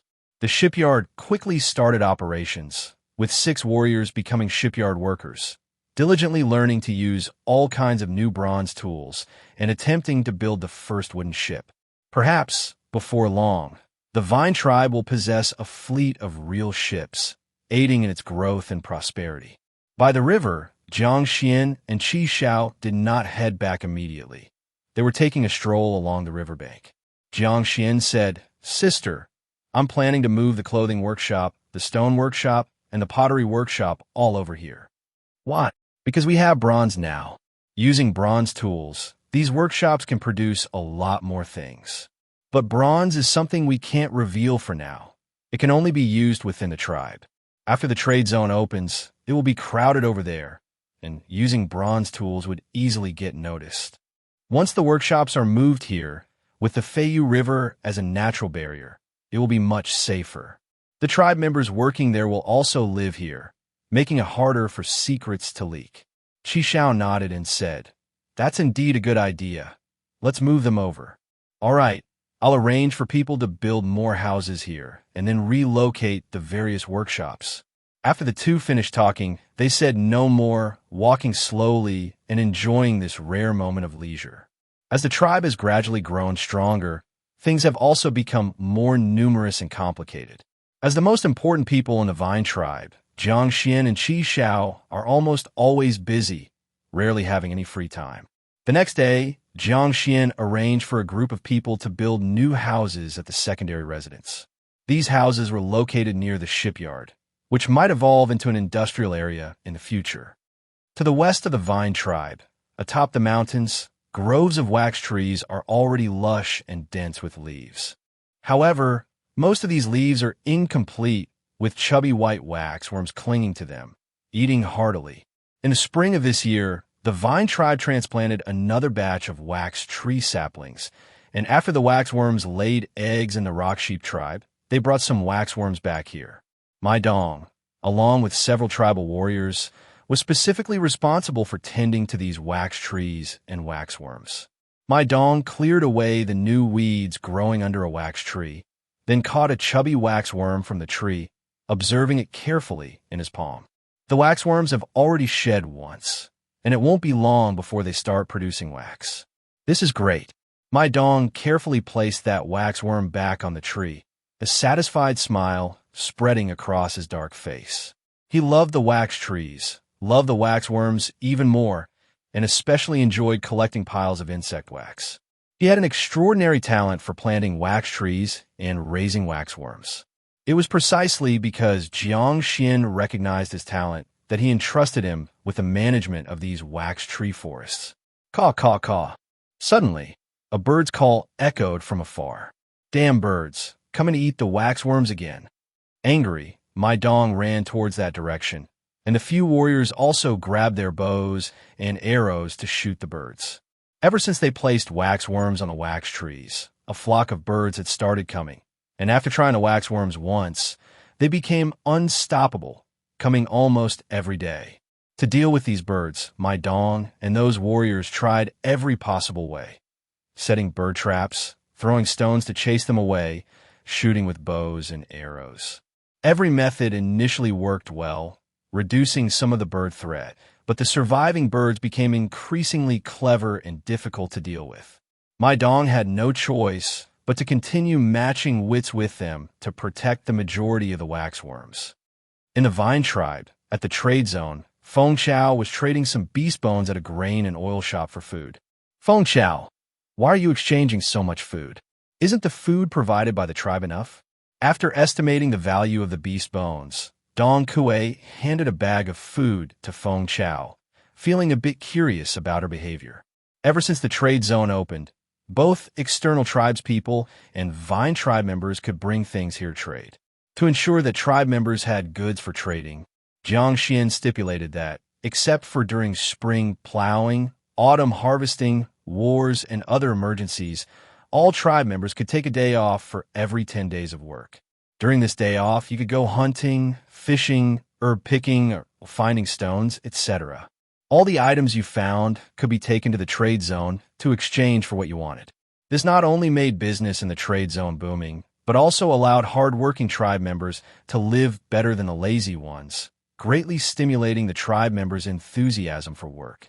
Among them, Feng Chao's action surprised Dong Kuei because every time she came, she exchanged for some food. You should know that the Vine tribe provides much more food than other tribes. Although it may not be gourmet, it's enough to avoid starvation. Feng Chao picked up the bag full of food and smiled at Dong Kuei, but without explaining, she directly carried the bag out of the vine wall. Dong Kuei felt there was something unusual about this, but as Jiang Xuan established, whatever was obtained on rest days belonged to themselves. Since Feng Chao didn't explain, Dong Kuei couldn't press for details. She walked to the door, watching Feng Chao with the grain heading out of the vine wall, feeling the behavior increasingly suspicious. After careful consideration, Dong Kuei decided she should inform Jiang Xuan about this. But since she couldn't leave here unattended, she asked a guard team warrior to invite Jiang Xuan over. Chapter 291. Feng Chao's Strange Behavior 2. At this moment, Jiang Xuan was arranging the relocation of the clothing workshop. Upon hearing the news, he thought something had happened in the trading area. So, after briefly instructing Fu Ling, he followed the warrior to the trading area. Upon reaching the trading area, he entered the food shop and found Dong Kuei. Dong Kuei, what happened that you urgently called me over? Dong Kuei whispered, Leader, recently, Feng Chao has exchanged food here many times. Just now I saw her take it outside the tribe. I don't know what she's doing. Jiang Xuan also found it strange. The food distributed by the tribe daily should be enough. Why is she exchanging so much food and taking it outside the tribe? Dong Kuei said, I also found it strange, which is why I asked the guard team warrior to bring you over. Jiang Xuan nodded and said, You did the right thing. If you encounter similar anomalies in the future, you could tell me directly. I'll go see what Feng Chao is up to.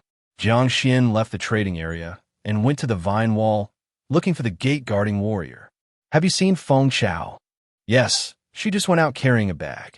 Which way did she go? She went that way. The gate-guarding warrior pointed towards the right side of the forest. All right, I understand. Jiang Xuan nodded and then walked in that direction. He hadn't walked far when he saw many simple wooden huts, with quite a few wanderers gathered in this area. These wanderers relied on the Vine tribe in the trading area, making it easier to survive here than elsewhere. Moreover, if they found an opportunity to make contributions or during the Vine tribe's population expansion, there was a chance to become a member of the Vine tribe. Of course, where there are people, there is competition, not to mention the unregulated wanderers who fight desperately for a little gain. Here, such conflicts are common. Only the strongest wanderers can survive. The weak are quickly eliminated. When Jiang Xuan walked over, many wanderers lowered their heads or even hid. They had to show enough respect for the leader of the Vine tribe, a powerful four-color warrior. Jiang Xuan didn't mind and continued walking. Soon, he saw Feng Chao from a distance, watching her holding a bag and talking to a few wanderers next to a larger wooden hut. Jiang Xuan didn't approach, but stood quite far away. However, being a four-color warrior who had consumed many magic mushrooms, his hearing was very sharp, and he could hear some of their conversations even from a distance. As long as you can gather accurate information, I promise you'll get more food in the future. But doing this is too dangerous. Since you're afraid of dying, I'll find someone else. Ah, wait a minute, we'll do it. Due to his late arrival, Jiang Xuan only heard part of the conversation, and he still couldn't guess what Feng Chao intended to do. He saw Feng Chao finish talking with those wanderers and then pour out the food from the bag, which the wanderers rushed to grab. Feng Chao was a woman rescued by the Vine tribe after destroying the Jackal tribe. She had always shown great respect towards Jiang Xuan and worked diligently, making many contributions after joining the clothing workshop. For instance, the Vine tribe's widely promoted beast hide clothing with pockets and the double-shoulder beast hide backpack were originally designed by her. But now, she was engaging in such strange activities. What on earth was she trying to do? Jiang Xuan furrowed his brow and thought for a moment. He decided to ask Feng Chao in person because he believed she wasn't someone who would betray the tribe. After all, having lived 2 lives, Jiang Xuan had some confidence in his judgment of people. Meanwhile, after pouring out the food, Feng Chao left the place without caring about how the wanderers fought over the food. As she walked, she rolled up the beast hide bag. This bag was different from other beast hide bags. Firstly, it was shallower. Secondly, there were 2 straps sewn on either side of the bag, opening as handles. This was a prototype of a beast hide tote bag, something Feng Chao came up with on her own. It's now being mass-produced in the clothing workshop. This initial sample bag was given to her by Jiang Xuan as a reward, which she carried with her, using it to hold things. Feng Chao. As Feng Chao was walking, she suddenly heard Jiang Xuan's voice, and she was startled. She turned her head and saw Jiang Xuan standing behind a big tree, watching her. Leader. Feng Chao was a bit flustered because she hadn't expected to see Jiang Xuan in this place. Jiang Xuan calmly said, "Come with me." Yes. Feng Chao glanced around at a few wanderers and then slightly lowered her head as she followed Jiang Xuan.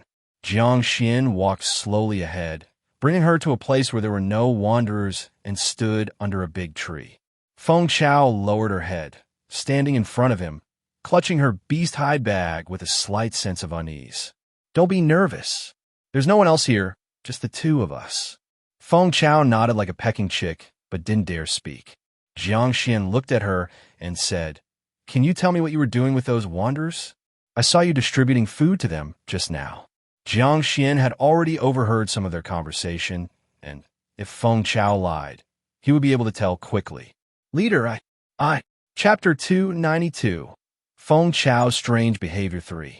Feng Chao was very nervous, and her words came out haltingly. "Don't be nervous, Feng Chao, relax a bit. As long as you're not betraying the tribe, I won't blame you." Jiang Xuan's voice was very gentle, easing Feng Chao's frantic anxiety. Feng Chao took a deep breath, gathered her courage, looked up at Jiang Xuan, and said, "Chief, I want to use these wanderers to help us gather intelligence on surrounding tribes." Using wanderers to gather information on surrounding tribes? Jiang Xuan pondered for a moment and said, "Continue." Feng Chao said, "Last time we used that wanderer to find the location of the Mantis tribe. I've been thinking perhaps we can use these wanderers to do more. These wanderers all escaped from various exterminated tribes. They know quite a bit about the enemies who destroyed their tribes and harbor strong resentment. So, I thought, by exploiting their hatred and the temptation of food, they would surely be willing to help us gather some intelligence. I know the chief has always wanted to understand the situation of surrounding tribes. I want to help the chief. After Feng Chao finished speaking, she lowered her head again. Jiang Xuan was shocked by her idea. Talent. This is talent for sure. Although her methods were not sophisticated, she grasped the mindset of those wanderers very accurately. She used the hatred of the wanderers, combined with the allure of food, to make them willingly work for her. Among the tribespeople, who generally had simple minds, someone like Feng Chao was definitely considered talented. Jiang Xuan's gaze was very complicated as he looked at Feng Chao wordlessly. Feng Chao kept her head down, feeling like her hands had nowhere to go.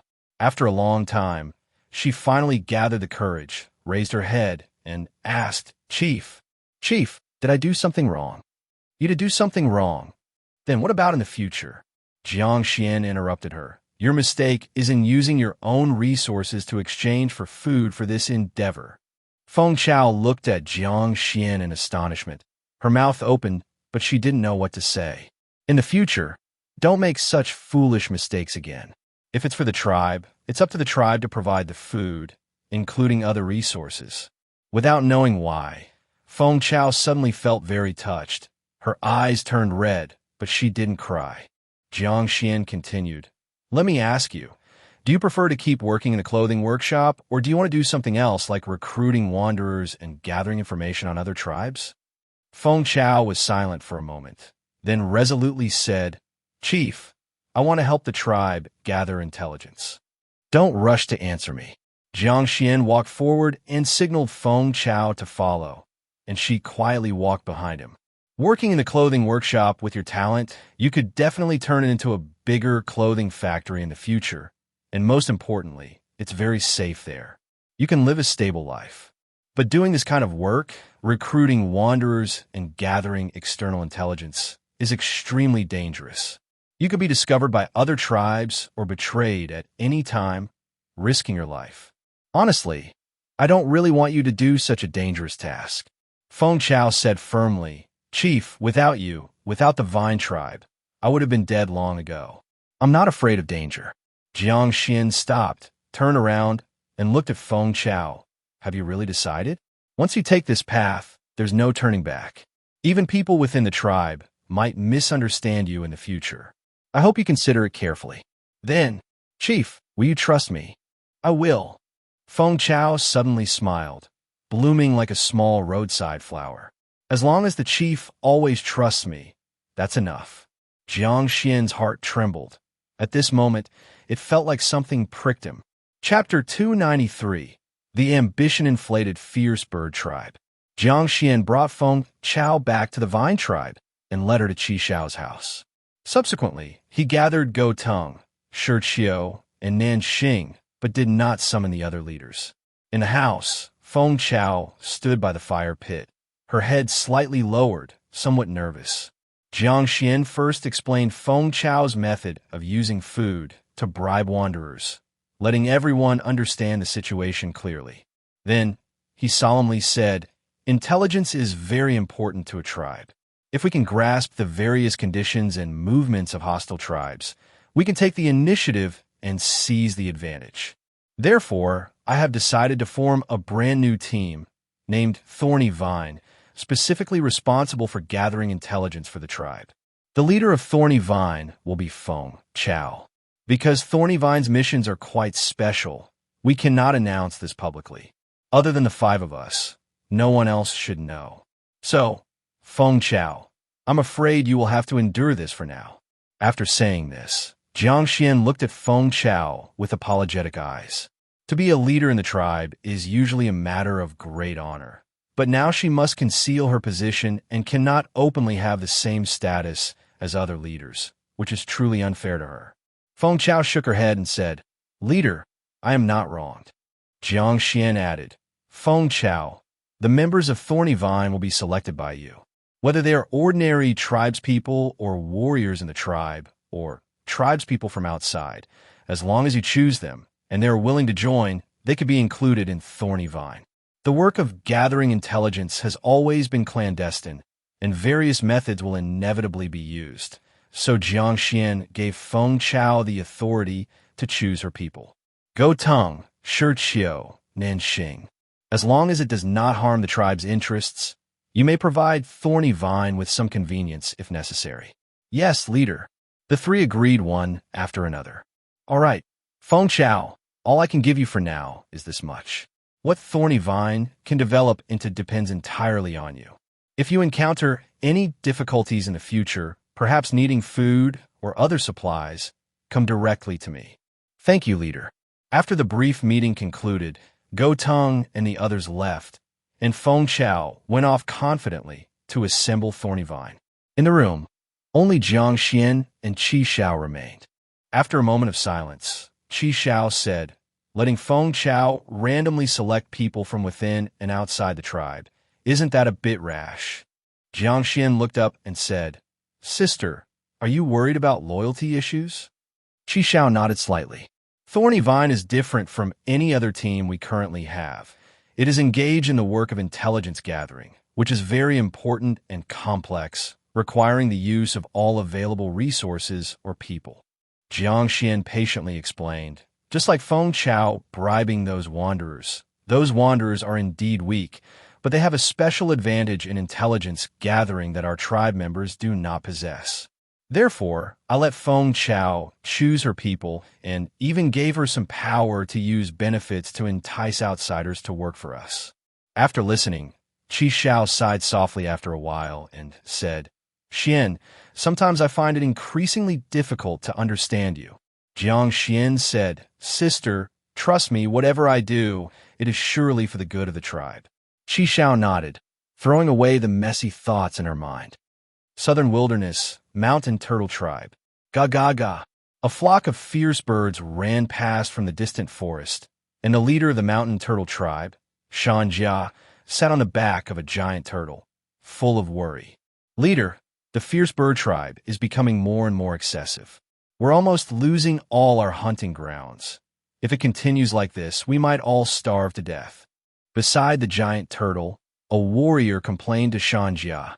They had no more room to retreat. Shan Jia took a deep breath and exhaled long, trying to ease the anxiety in his heart. Stop the nonsense and go hunting first. Although the hunting grounds in the forest were being seized, the mountain turtle tribe still relied on the numerous mountain turtles for hunting in the great swamp, barely sustaining themselves. Splash! One by one, the giant turtles entered the water, carrying the mountain turtle tribe's warriors into the great swamp. The great swamp is the mountain turtle tribe's last hunting ground. The fierce bird tribe cannot enter.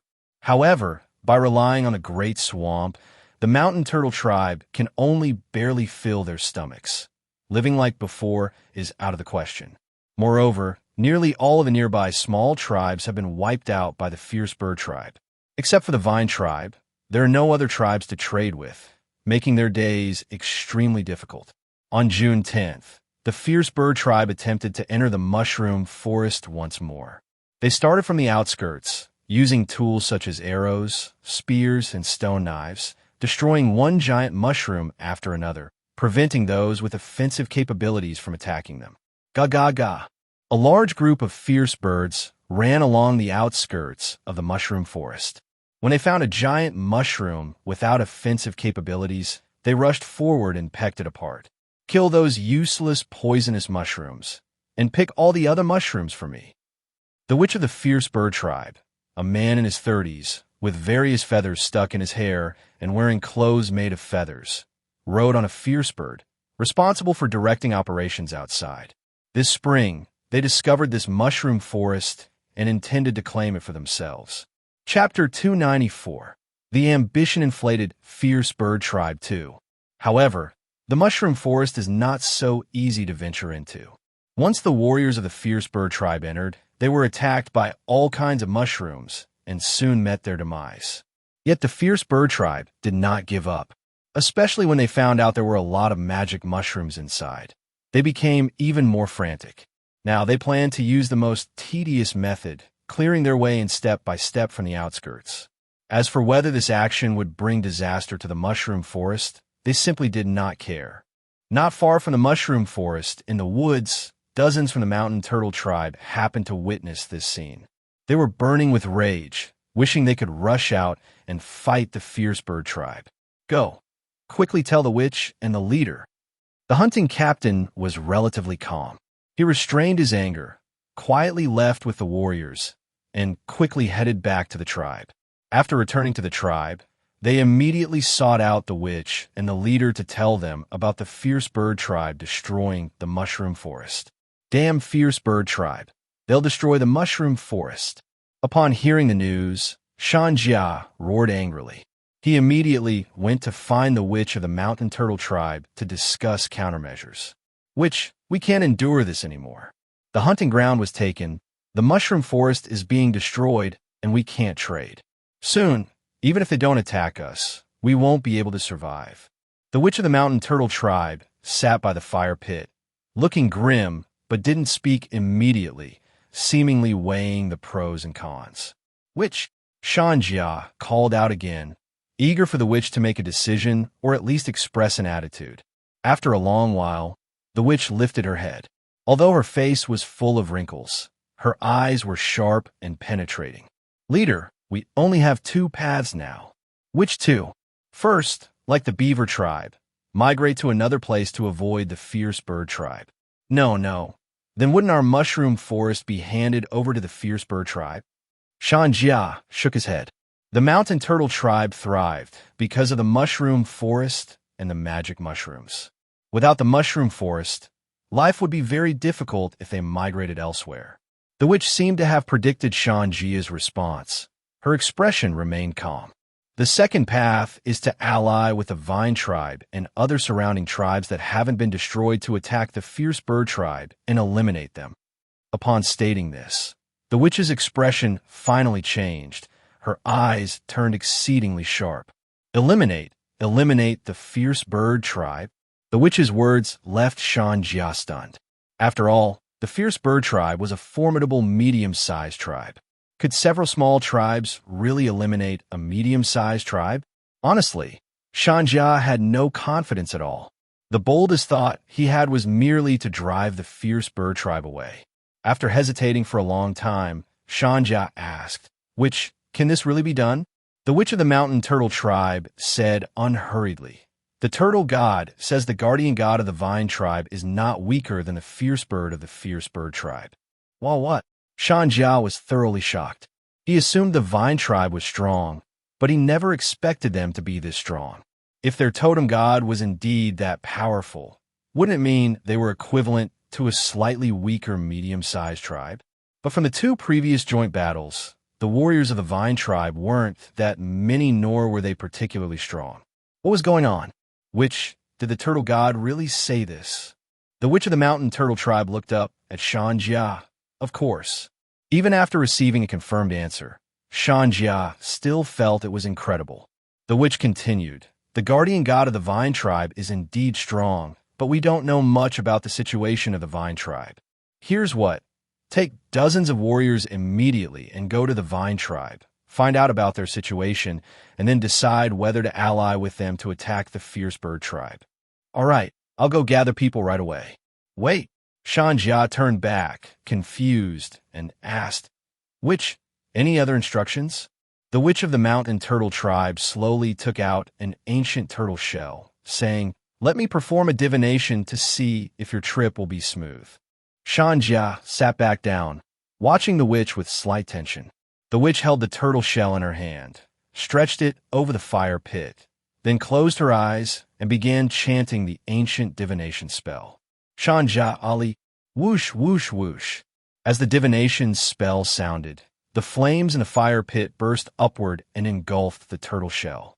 A faint green glow appeared on the witch's hand, protecting it from the flames. Crack pop. Under the fires burning, the ancient turtle shell quickly developed many cracks. After the witch finished chanting the divination spell, the raised flame subsided, and she opened her eyes, taking back the turtle shell for a close observation. After a while, the witch spoke in a slightly hoarse voice, "Auspicious." Shanjia was overjoyed and said, "Thank you, Wish. I'll lead people to the Vine Tribe right away." At noon, Shanjia gathered over 30 warriors of the Mountain Turtle Tribe, riding 15 giant turtles, heading towards the direction of the Vine Tribe. The Mountain Turtle Tribe and the Vine Tribe had done many trades before. They knew where the Vine Tribe was, and Jiang Xuan had also told them the route to the Vine Tribe, along with the sceneries they would encounter on the way. Southern Wilderness Frog Tribe. Since becoming a sub-tribe of the Vine Tribe, the Frog Tribe no longer had to constantly worry about annihilation. Plus, there was ample game and food here. Life gradually became more comfortable. Following the example of the Vine Tribe, they dug a pond beside their tribe. Huameng stood by the pond, watching the large tadpoles swimming back and forth, a rare smile appearing on his face.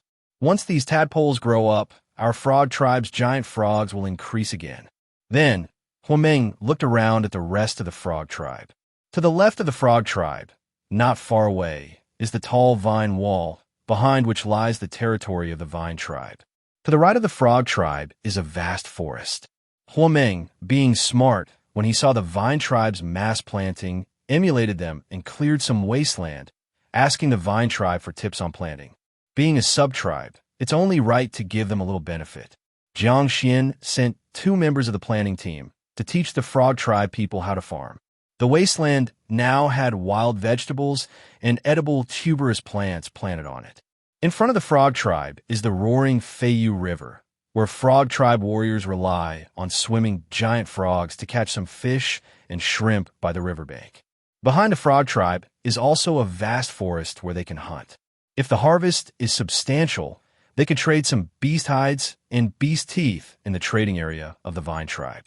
In the center of the Frog Tribe, Huameng, emulating the Vine Tribe's methods, built several neat rows of wooden houses and dug some drainage ditches, simply constructed 2 fairly smooth paths.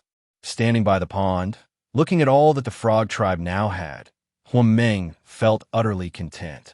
He reconfirmed that migrating from the western wilderness to the southern wilderness was a very correct choice. "Leader, those mice are stealing the crops again." From afar, a Frog Tribe warrior shouted in anger. Huameng's anger flared up instantly. Holding a spear, he strode in that direction. "Damned mice, always stealing crops, I'll kill you all." Since they started farming, the Frog Tribe's vegetable plots also faced the same issue the Vine Tribe had. Various animals came to steal food. Large animals weren't too much trouble. If they came indeed, the Frog Tribe warriors were excited, as they could be caught and eaten. But those small animals were quite bothersome. Birds, for instance, with smaller sizes would swoop down to eat the vegetables when not being watched. By the time someone ran over, they would fly off quickly, causing quite a headache. Moreover, the mice, their numbers are significant, and they're small, often sneaking over and easily digging a hole to consume the tubers or root vegetables painstakingly planted by the Frog Tribe. To deal with these mice, Huameng tried many methods, such as setting traps and digging mouse holes. But the mice bred too quickly and were very intelligent, leaving Huameng exasperated. Chapter 295, Bronze Battle Spear. Southern Wilderness, Vine Tribe, east of Feiyu River. CH. In the smelting workshop, Jiang Xuan poured a jar of bronze liquid into a very large and lengthy pottery mold. He didn't fill it completely, just up to a certain point before setting the jar down on the ground. The pottery jar used for smelting bronze liquid had undergone several improvements, making its appearance quite peculiar. On the outside, it looked like an oversized jade purification bottle. The upper half of the bottle was divided in 2. A large portion curved upward, forming a tall handle, and a small portion curved downward, forming a leaf-shaped spout. With this design, after smelting the bronze liquid, one only needed to wrap the upper part's handle with beast hide, lift the whole pottery jar, and then pour the bronze liquid into the pottery mold through the leaf-shaped spout. After pouring the first jar, Jiang Xuan waited for a moment for the bronze liquid in the pottery mold to gradually solidify, but not completely. At this time, a warrior brought another jar of bronze liquid from another smelting furnace and handed it to Jiang Xuan. Jiang Xuan continued pouring it into the long and large pottery mold until it was filled. All right, whether the two different ratios of bronze can create what I desire, we'll see. Jiang Xuan and the two warriors patiently waited for the bronze in the pottery mold to slowly solidify and cool. When it was nearly cooled, Jiang Xuan picked up a hammer and began breaking the pottery mold piece by piece. Crack, crack, crack. The pottery mold continuously shattered, revealing a gleaming golden bronze battle spear. Clang! Jiang Xuan struck the battle spear with a bronze hammer, emitting a clear metallic clinking sound. Not bad. Jiang Xuan picked up the bronze battle spear, swung it a couple of times, feeling it more fitting than a stone spear or bone spear. Congratulations, Chief. Chief, this spear is amazing. The two warriors warmly congratulated Jiang Xuan, as the weapon was tailored specifically for him. To craft this bronze battle spear, Jiang Xuan tried 2 different copper-tin ratios, a first for the Vine tribe. The spearhead used 4 parts copper and 1 part tin to ensure its sharpness, while the spear shaft used 3 parts copper and 1 part tin to ensure sufficient toughness and some hardness. Thus, after pouring the spearhead, he had to wait for a moment, allowing the spearhead's bronze liquid to solidify partially, otherwise it would detach from the spear shaft. Jiang Xuan swung it a few times, then carefully examined the junction between the spearhead and spear shaft, seeing that they were seamlessly integrated and well fused. Good. It'll be even better if I go back and sharpen the spearhead a bit more. Jiang Xuan wrapped the bronze battle spear with a piece of beast hide and patted the shoulders of those two warriors. It's hard work for you guys. Without your help, this bronze battle spear wouldn't have been so easily crafted. The warriors swiftly replied, Chief, it's our duty. I'll head back first. Next time I'm around, I'll treat you to a nice meal. Thank you, Chief. Jiang Xuan left the smelting workshop with the beast hide-wrapped bronze battle spear, crossed the river by boat, and returned to his courtyard. Back home, he eagerly polished the end of the bronze battle spear until smooth, as this part served as the entry point during casting, leaving some burrs behind. Afterwards, he found 2 whetstones. First, using the coarse one to sharpen the spearhead's edge, and then the fine one for another pass. Crafted using the lost wax method, the pottery mold left the spearhead's edge quite thin, and after 2 rounds of sharpening, it became exceptionally sharp. Jiang Xuan also carefully polished the spear shaft, making it even smoother. Let's try it. With thrilled anticipation, he gripped the sharpened bronze battle spear and approached a large wooden beam leaning against the side of the house. Zing! Jiang Xuan gave a sudden movement, causing the bronze battle spear to emit a crisp metallic vibration. Then, he fiercely thrust it into the wooden beam. Thud! With Jiang Xuan's immense strength and rapid speed, the spearhead deeply pierced into the wood. He then braced the wood with his foot and pulled out the bronze battle spear, finding the spearhead's edge intact. What a fine weapon! Jiang Xuan was overjoyed like a child receiving a new toy. Crunch! He wielded the bronze battle spear with slashing motions, cutting through the branches of a small tree in the yard, leaving leaves scattered everywhere. In the bamboo shed, Tang Yuan glanced up at Jiang Xuan, showing no interest in the shiny spear, continuing to eat meat. On the other side, Crescent Moon leisurely chewed on grass, calmly watching Jiang Xuan wield the bronze battle spear, poking and slashing around with a gentle expression. After fiddling with it for a long time, Jiang Xuan was quite satisfied with the spearhead's sharpness and the spear shaft's toughness, believing this bronze battle spear would shine in future hunting and battles. However, he soon became troubled again. The bronze battle spear is good, but its gleaming appearance is too eye-catching. Jiang Xuan didn't intend to reveal such bronze weapons. Otherwise, they would inevitably attract endless trouble. Although the bronze battle spear had been successfully crafted, if taken outside, such a conspicuous item would surely catch many people's attention. This troubled him greatly. Should he hide the bronze battle spear at home and continue using an unhandy bone spear? Chapter 296, Bronze Battle Spear 2. Jiang Xuan sat on the threshold, pondering for a long time, and said, "Can we disguise it a bit to make it less conspicuous?" Jiang Xuan contemplated for a while and tried applying some grass juice to the spear shaft. Soon, the area covered with grass juice had a much duller bronze luster, but compared to the stone spear and bone spear, it was still quite noticeable. However, this attempt gave Jiang Xuan hope, as there must be a way to disguise the bronze battle spear. For this kind of task, perhaps my sister is more skilled. Jiang Xuan immediately stood up, wrapped the bronze battle spear in beast hide, and headed towards Qi Xiao's courtyard. At this time, Qi Xiao was with two young girls cleaning freshly picked herbs. Seeing Jiang Xuan approaching, Qi Xiao asked while washing the mud off the herbs, "Chief, do you need something?" "I actually do need something from you." After speaking, Jiang Xuan glanced a few times at the two girls. Qi Xiao, being very smart and perceptive, immediately said to the two girls, "I need to discuss something with the chief. You two go ahead and leave for now." "Yes." The two girls put down the herbs and left the courtyard together. Qi Xiao also set the herbs aside, washed her hands, and asked, "What do you need from me?" Jiang Xuan looked around, then opened the beast hide to reveal the golden bronze battle spear. Qi Xiao, surprised by the bronze battle spear that was taller than a person, said, "What a beautiful spear! Is this the bronze weapon?" Jiang Xuan nodded and said, "That's right, this bronze battle spear, I just tested it. It's very sharp and hard, and the blade doesn't easily get damaged.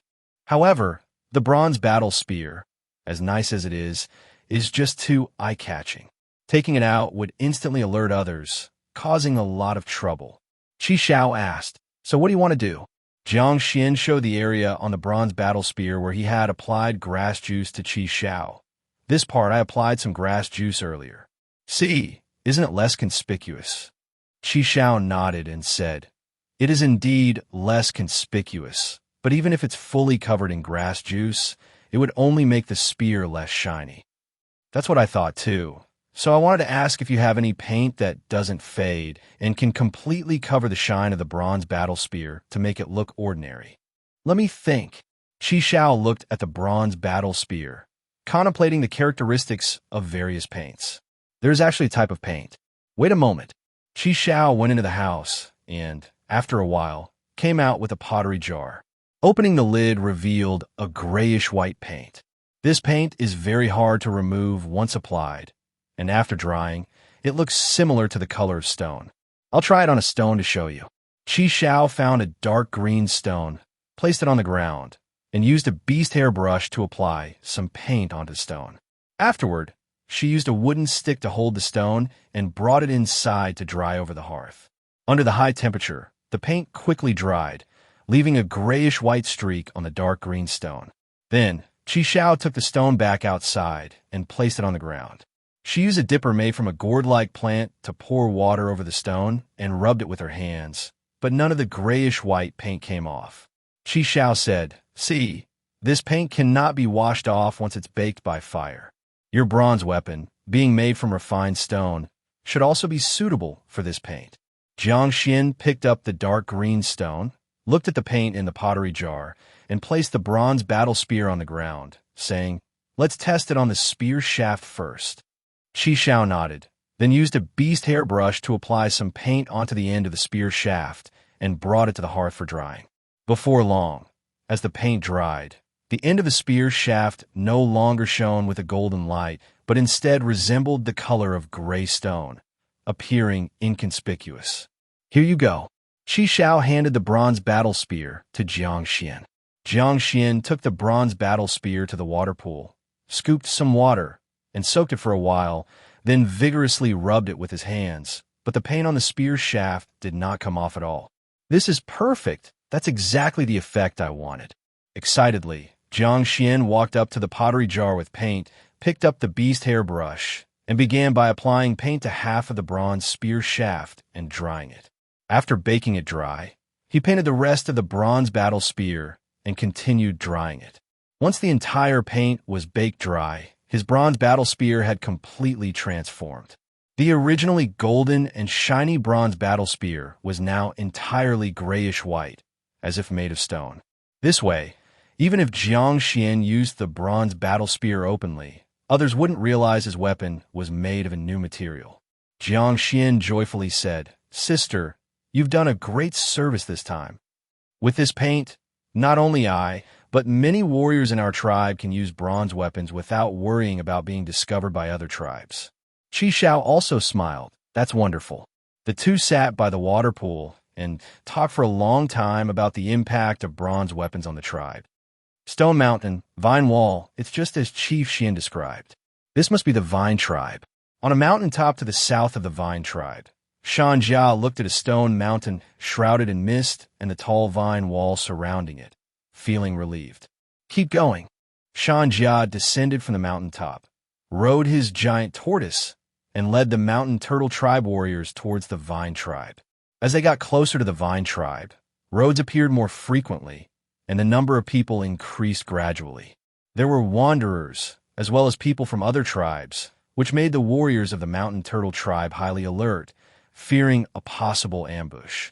However, they reached the foot of the vine wall without encountering any attacks, relieving Shan Jia. What a tall vine wall! Standing before the vine wall, Shan Jia gazed up at the towering structure, feeling quite awed. The mountain turtle tribe also had walls, but they were low wooden palisades, nowhere near as impressive as this vine wall.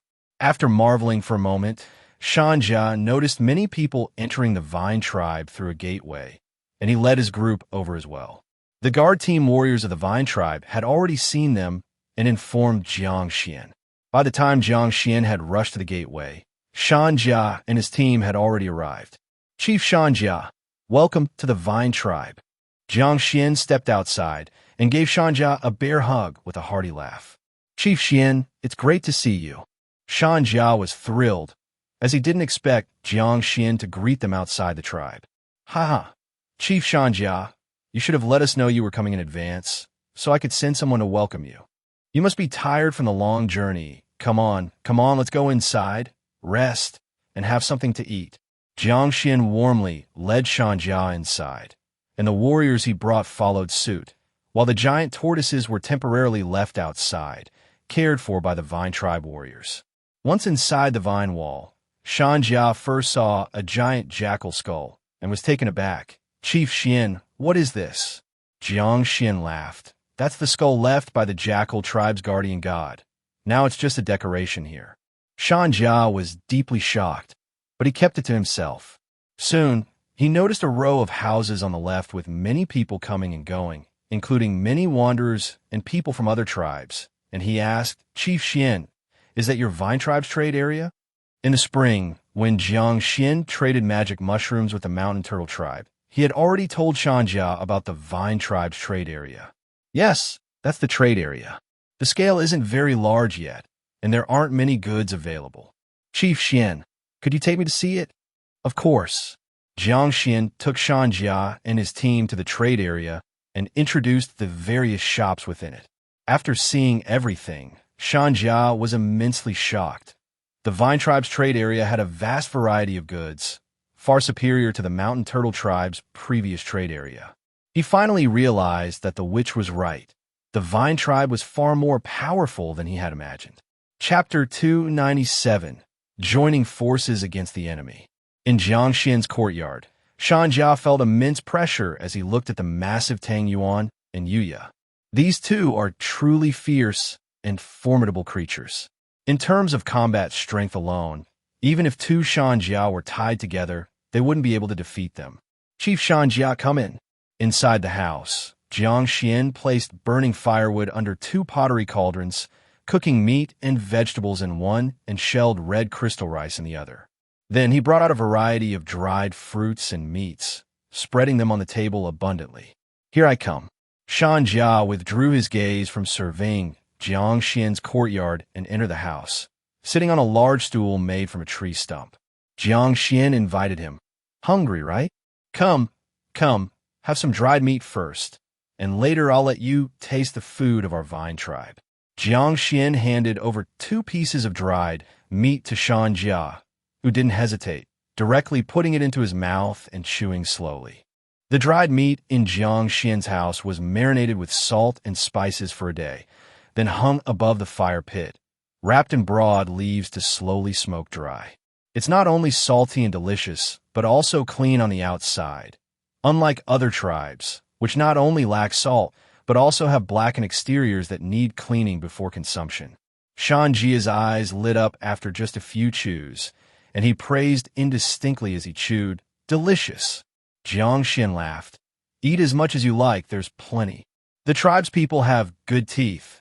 It wasn't long before Shan Jia consumed most of one piece of dried meat and accepted the pottery bowl from Jiang Xuan, drinking a big gulp of tea. Jiang Xuan's house had several bags of tea, but they contained herbal leaves instead of tea leaves.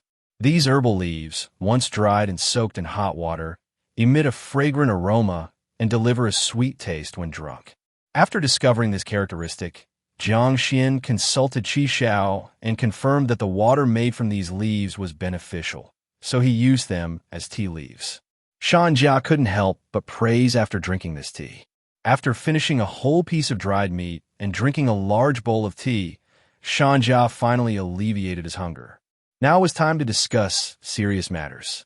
With a serious expression, Shan Jia said, "Chief Xian, I'm here at your vine tribe this time to discuss something very important." "Please speak, Chief Shan Jia." After organizing his thoughts, Shan Jia asked, "Chief Xian, do you know of the Fierce Bird tribe?"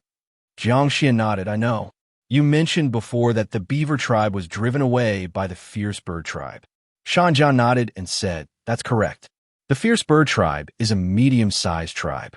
When they arrived, the beaver tribe quickly migrated elsewhere. But now it's not just the beaver tribe. Several small tribes near the Great Swamp have been wiped out by the Fierce Bird tribe. Even the hunting ground of our mountain turtle tribe has been almost completely taken by them. If it weren't for the ability to hunt in the Great Swamp, our tribe members might have starved to death." Jiang Xuan's expression became serious. If the mountain turtle tribe couldn't survive, they might migrate like the beaver tribe or be wiped out by the Fierce Bird tribe. This was a situation the vine tribe absolutely didn't want to see. Because the mountain turtle tribe was only about 3 days away from the vine tribe. Once it was gone, the expanding Fierce Bird tribe might soon target the vine tribe. A medium-sized tribe with over 5,000 people, given the extremely backward planting and breeding techniques, required a vast territory to sustain itself. Moreover, the land currently occupied by the Fierce Bird tribe is mostly rugged mountains and hills with harsh environments. Unlike the mountain turtle tribe, they can't hunt in the Great Swamp, so they can only continually expand their territory to sustain their large population. Jiang Xuan had no doubt that once the vine tribe was targeted, being such a juicy piece of meat, the Fierce Bird tribe would surely pounce to bite it, or even swallow it whole.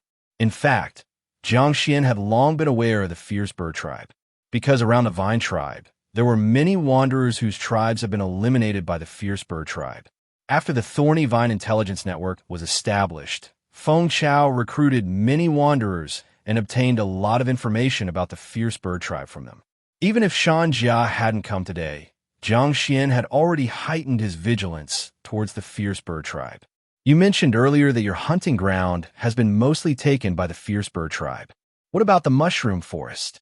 Speaking of the mushroom forest, Shan Jia's expression immediately became even grimmer.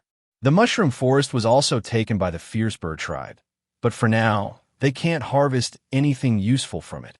However, when I arrived, those damn birds were already wreaking havoc in the mushroom forest. If we let them continue, the mushroom forest will be destroyed in no time. Saying this, Shan Jia clenched his fists, his teeth grinding together audibly. The mushroom forest is the mountain turtle tribe's most important resource. With the mushroom forest, the mountain turtle tribe can trade various magic mushrooms with other tribes for a large quantity of supplies. But if they lose the mushroom forest, the mountain turtle tribe's advantage disappears, and they would have to rely on hunting and gathering like other tribes. Jiang Xuan asked, "What do you plan to do?"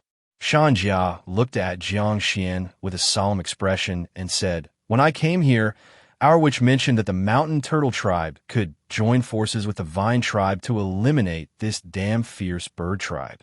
Chapter 298, Joining Forces Against the Enemy 2. Wipe out the Fierce Bird tribe.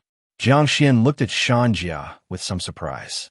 "That's right, just like how we joined forces to destroy the Crow tribe and the Jackal tribe before. But the Fierce Bird tribe is a medium-sized tribe, much stronger than the Crow tribe and the Jackal tribe.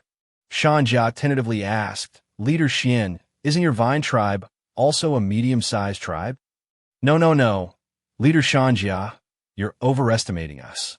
Jiang Xuan hurriedly waved his hand and said, Our vine tribe is just a small tribe, far from being a medium-sized tribe. Leader Xian, don't hide it from me. The turtle god said your vine god is not weaker than that fierce bird. If you ask me, even a fierce bird tribe isn't as strong as you. Shanjia had a look on his face as if he had long seen through Jiang Xuan's humility.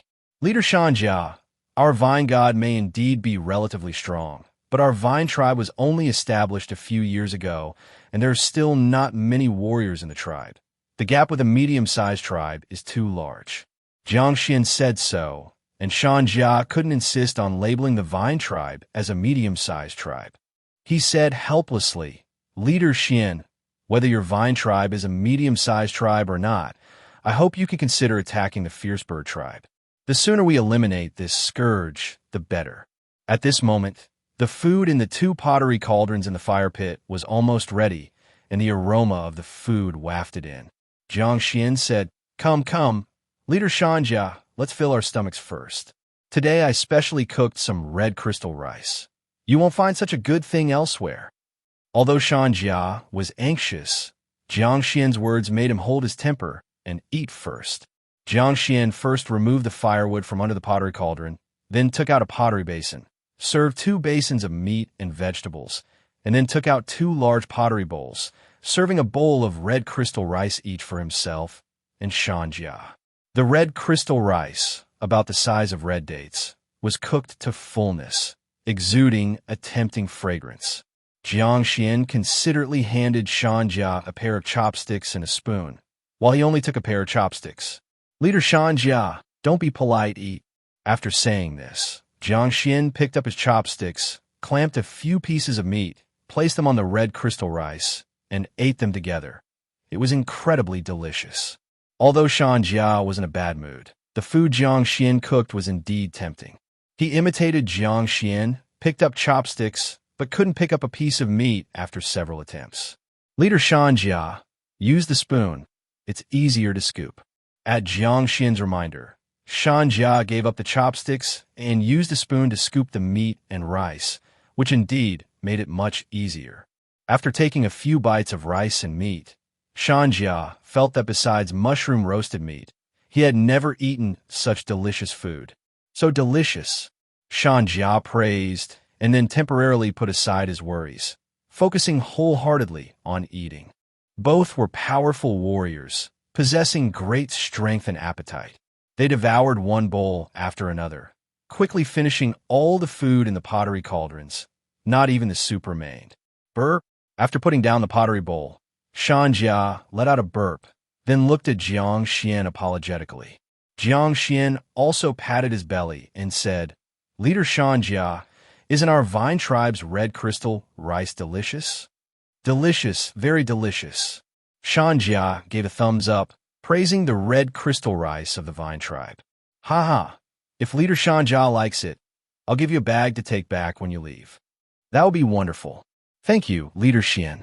Shanjia hesitated for a moment and said, Leader Xian, now that we're full, about our 2 tribes joining forces.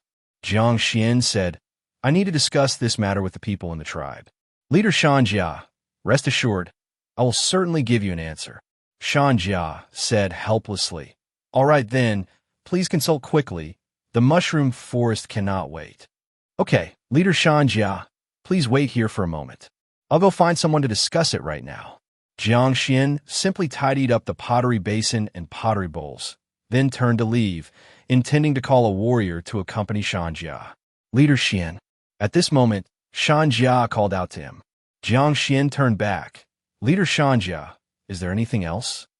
Leader Xian, besides our mountain turtle tribe and the vine tribe, we can also unite with 3 other smaller oppressed tribes to attack the fierce bird tribe together.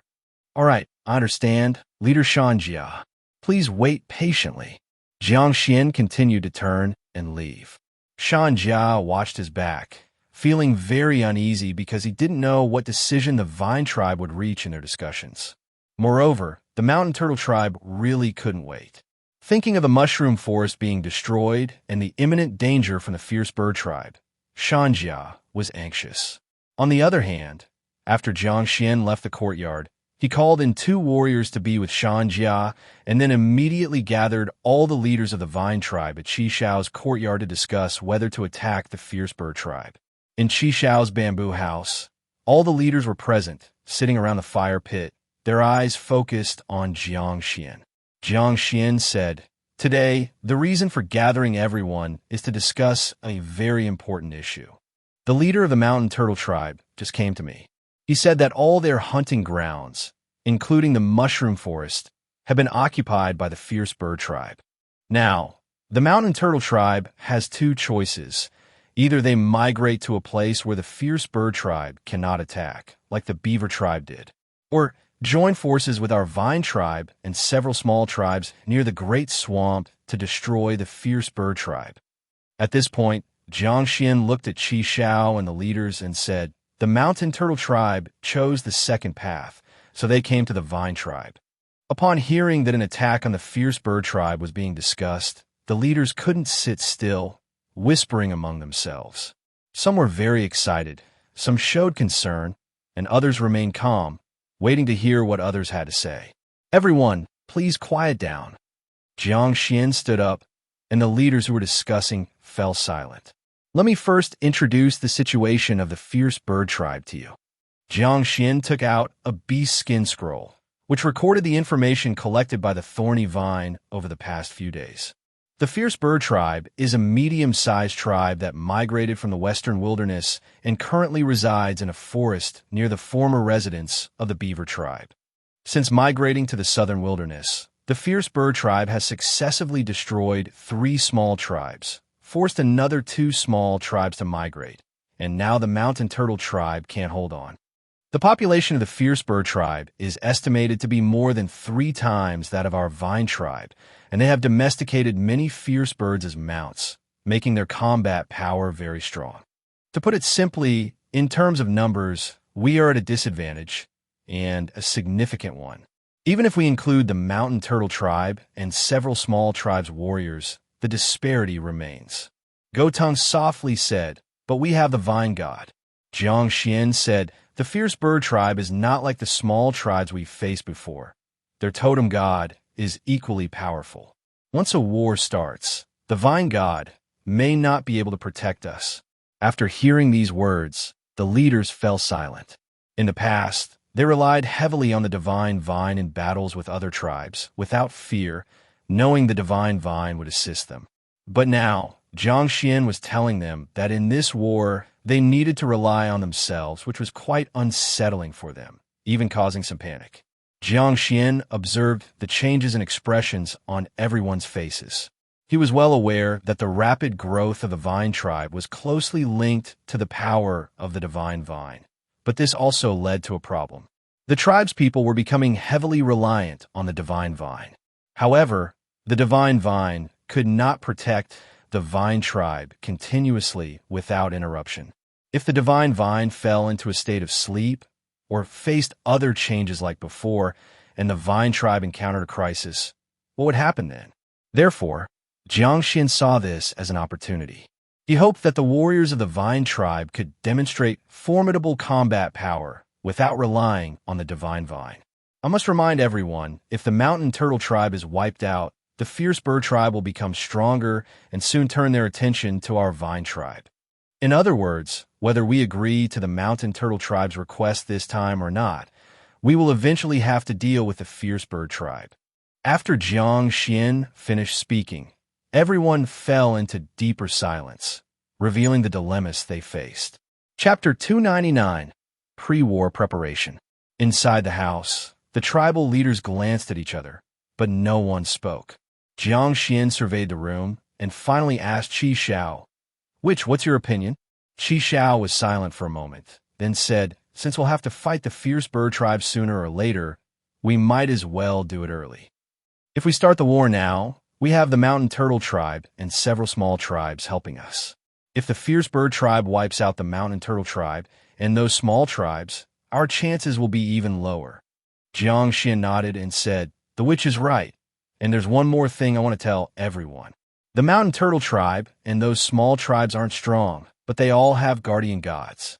Once the war begins, the vine god will deal with the fierce bird, and these guardian gods can help us against the warriors of the fierce bird tribe. So it may seem that we are at a disadvantage, but in reality, as long as several tribes unite, we still have a chance. Qi Shao also nodded and said, "The leader is correct. As long as those guardian gods join the fight, they can make up for the lack of warriors on our side." After listening, the leaders all nodded, gaining some confidence in this battle. Gotang said, "If that's the case, then let's fight and catch all those fierce birds for meat." "That's right, kill them. I also want to eat fierce bird meat." The leaders began to speak, and the fervor for battle instantly surged. "All right, since everyone agrees to fight, this matter is settled. After you return, organize your warriors, prepare food, weapons." Jiang Xuan explained the preparations needed before the battle to each leader. Then, the leaders hurriedly left the house to make the pre-war preparations according to Jiang Xuan's orders. Qi Shao communicated again with the divine vine, which seemed very calm about fighting a mid-sized tribe and agreed directly. After everything was settled, Jiang Xuan returned to his courtyard. "Leader Xuan, how did your discussions go?" As soon as Jiang Xuan entered, the anxious Shanjia rushed up and asked urgently, "Leader Shanjia, our vine tribe agreed to join forces with you to attack the fierce bird tribe." "That's wonderful." Shanjia was overjoyed at the answer, his heart finally relieved. Jiang Xuan added, "But we must ensure that those small tribes also join the fight. Otherwise, with the numbers difference, we would struggle to win." "Leader Xuan, rest assured, those small tribes are almost crushed by the fierce bird tribe.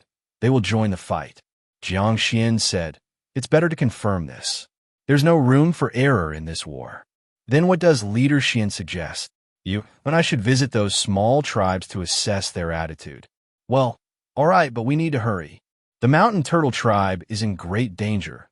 We can't delay further." Jiang Xuan smiled and said, "Don't worry, we'll ride Tang Yuan. It'll be quick. Then let's go." Hearing about riding Tang Yuan, Shanjia was actually a bit scared because he was used to walking on the ground. Flying into the sky gave him no sense of security. However, for the survival of the mountain turtle tribe, despite his fear, he had to steel himself. "Leader Shanjia, don't rush. Sit for a while. I'll arrange the tribe's matters and leave soon." Shanjia was helpless and had to continue waiting. Jiang Xuan left the courtyard again, first finding Feng Chao, instructing him to gather more intelligence, even if it meant providing additional benefits to the wanderers. He visited the smelting workshop, urging them to forge more bronze spearheads, arrowheads, and other such weapons. Once forged, they could be coated with the gray-white paint prepared by Qi Shao, allowing these bronze weapons to be used sparingly in battle. If warriors of 3 colors or above could be equipped with bronze weapons, their fighting capability would surely increase significantly. After leaving the smelting workshop, Jiang Xuan didn't waste any time and headed straight back to his bamboo grove courtyard. Shanjia ordered the 30 warriors he brought to ride giant turtles back to the tribe, while he and Jiang Xuan boarded Tang Yuan to fly towards the first small tribe. "Ee!" In the sky, Tang Yuan let out a sharp cry, then flapped its wings, flying far away with the help of the wind. Shanjia nearly retracted into his turtle shell, yet his hands reached out to tightly grasp Jiang Xuan's beast-hide clothing. "Leader Shanjia, why are you grabbing me?" Jiang Xuan was somewhat uncomfortable with Shanjia's tugging and asked helplessly, Too high." Shanjia's head retracted into his turtle shell. Just the roar of Tang Yuan taking off and a glimpse downward buckled his knees. Knowing Shanjia's fear, Jiang Xuan had no choice but to let him cling to his beast-hide clothing. Jiang Xuan, long accustomed to flying high, listened to the wind howling in his ears, looking at the mountains rushing past below, could even take in some scenery along the way. Tang Yuan's wingspan had already reached over 20 meters, flying very fast. In half a day, they arrived at the first small tribe, the Sparrow tribe. This was a small tribe with only about 500 people. Their totem god was a special yellow sparrow. As Tang Yuan approached the sparrow tribe, a large number of sparrows rose from the forest below. Once Tang Yuan landed in the clearing, it was immediately surrounded by nervous warriors from the sparrow tribe. Although his legs were numb, Shan Jia, as the leader of the mountain turtle tribe, quickly shouted, "I am Shan Jia, leader of the mountain turtle tribe. I have urgent matters to discuss with your leader." Chapter 300. Pre-war preparations 2.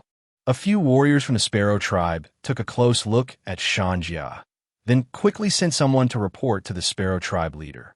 Before long, the leader of the sparrow tribe rushed over. He was obviously familiar with Shan Jia, and upon seeing him, he immediately exclaimed, "Chief Shan Jia, it really is you." The sparrow tribe occasionally traded with the mountain turtle tribe in the past, so upon seeing Shan Jia, the sparrow tribe leader felt a sense of relief. However, Tang Yuan and Jiang Xuan still exerted a lot of pressure on him. "Who is this?" Jiang Xuan said, "I am Xian, the leader of the vine tribe."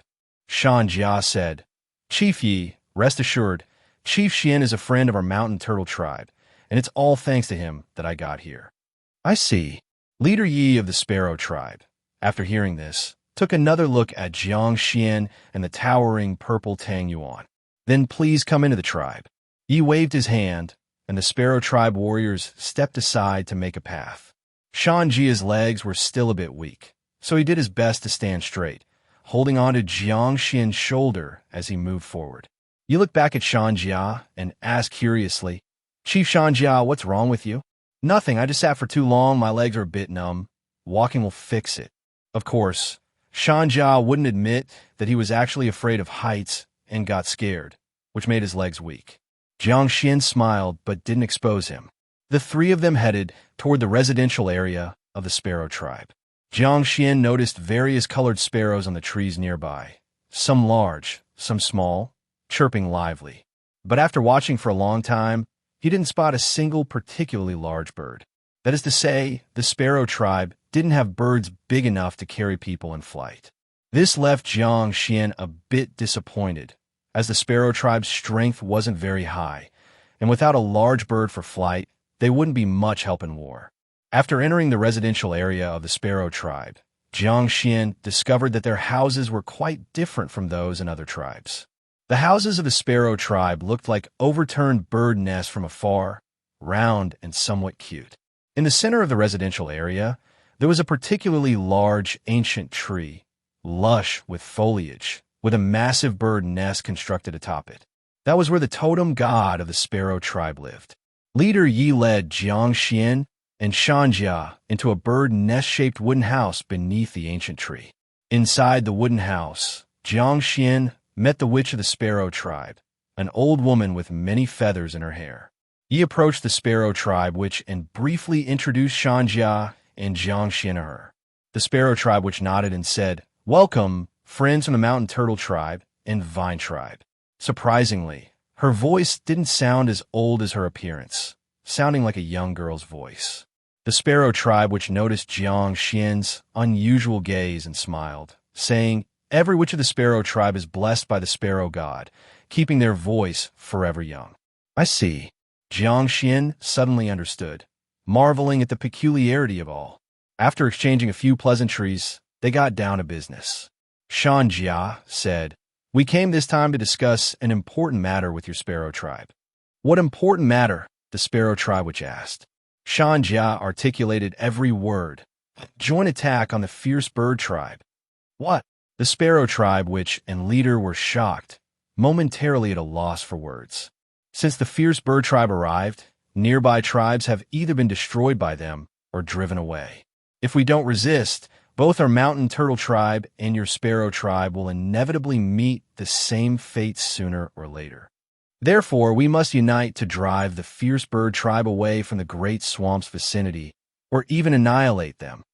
After hearing Shan Jia's words, the sparrow tribe which frowned and said, "But we are just small tribes, and the fierce bird tribe is a medium-sized tribe. How could we possibly defeat them?" The sparrow tribe leader also nodded, finding the idea of attacking the fierce bird tribe unreliable. "Of course we can defeat them. Shanjia stated, because the Vine tribe is not weaker than the Fierce Bird tribe, and with a few tribes combined, we can certainly win. Isn't that right, Chief Xian? The Vine tribe is also a medium-sized tribe. The leader and witch of the Sparrow tribe gazed at Jiang Xuan with skepticism. At this moment, under no circumstances could Jiang Xuan undermine Shanjia, or the Sparrow tribe surely wouldn't unite with them. Our guardian god of the Vine tribe is no weaker than that Fierce Bird, and our tribal warriors are no less capable than the warriors of the Fierce Bird tribe. After listening to Jiang Xuan, the leader and witch of the Sparrow tribe instinctively assumed that the Vine tribe was also a medium-sized tribe. Both were stunned. Leader Yi sighed. No wonder. You can tame such a powerful fierce bird. Hope blossomed in the heart of the Sparrow tribe, which, if the Vine tribe was truly that strong, then this war could indeed be won. Even if they couldn't destroy the Fierce Bird tribe, driving them off would suffice. Of course, they weren't foolish and wouldn't easily believe Jiang Xuan's words. The Sparrow tribe leader thought for a moment and said, Chief Xian, where is your Vine tribe located? Can we visit to see for ourselves? Jiang Xuan replied, Our Vine tribe is quite far from here, but if Chief you want to go, I can take you there for a look. The Sparrow tribe leader looked at the witch, saw her slight nod, and then said, That would be excellent. Thank you, Chief Xian. Jiang Xuan added, However, we still need to ally with other tribes. If Chief you wants to visit the Vine tribe, you'll have to wait. We will return here on our way back.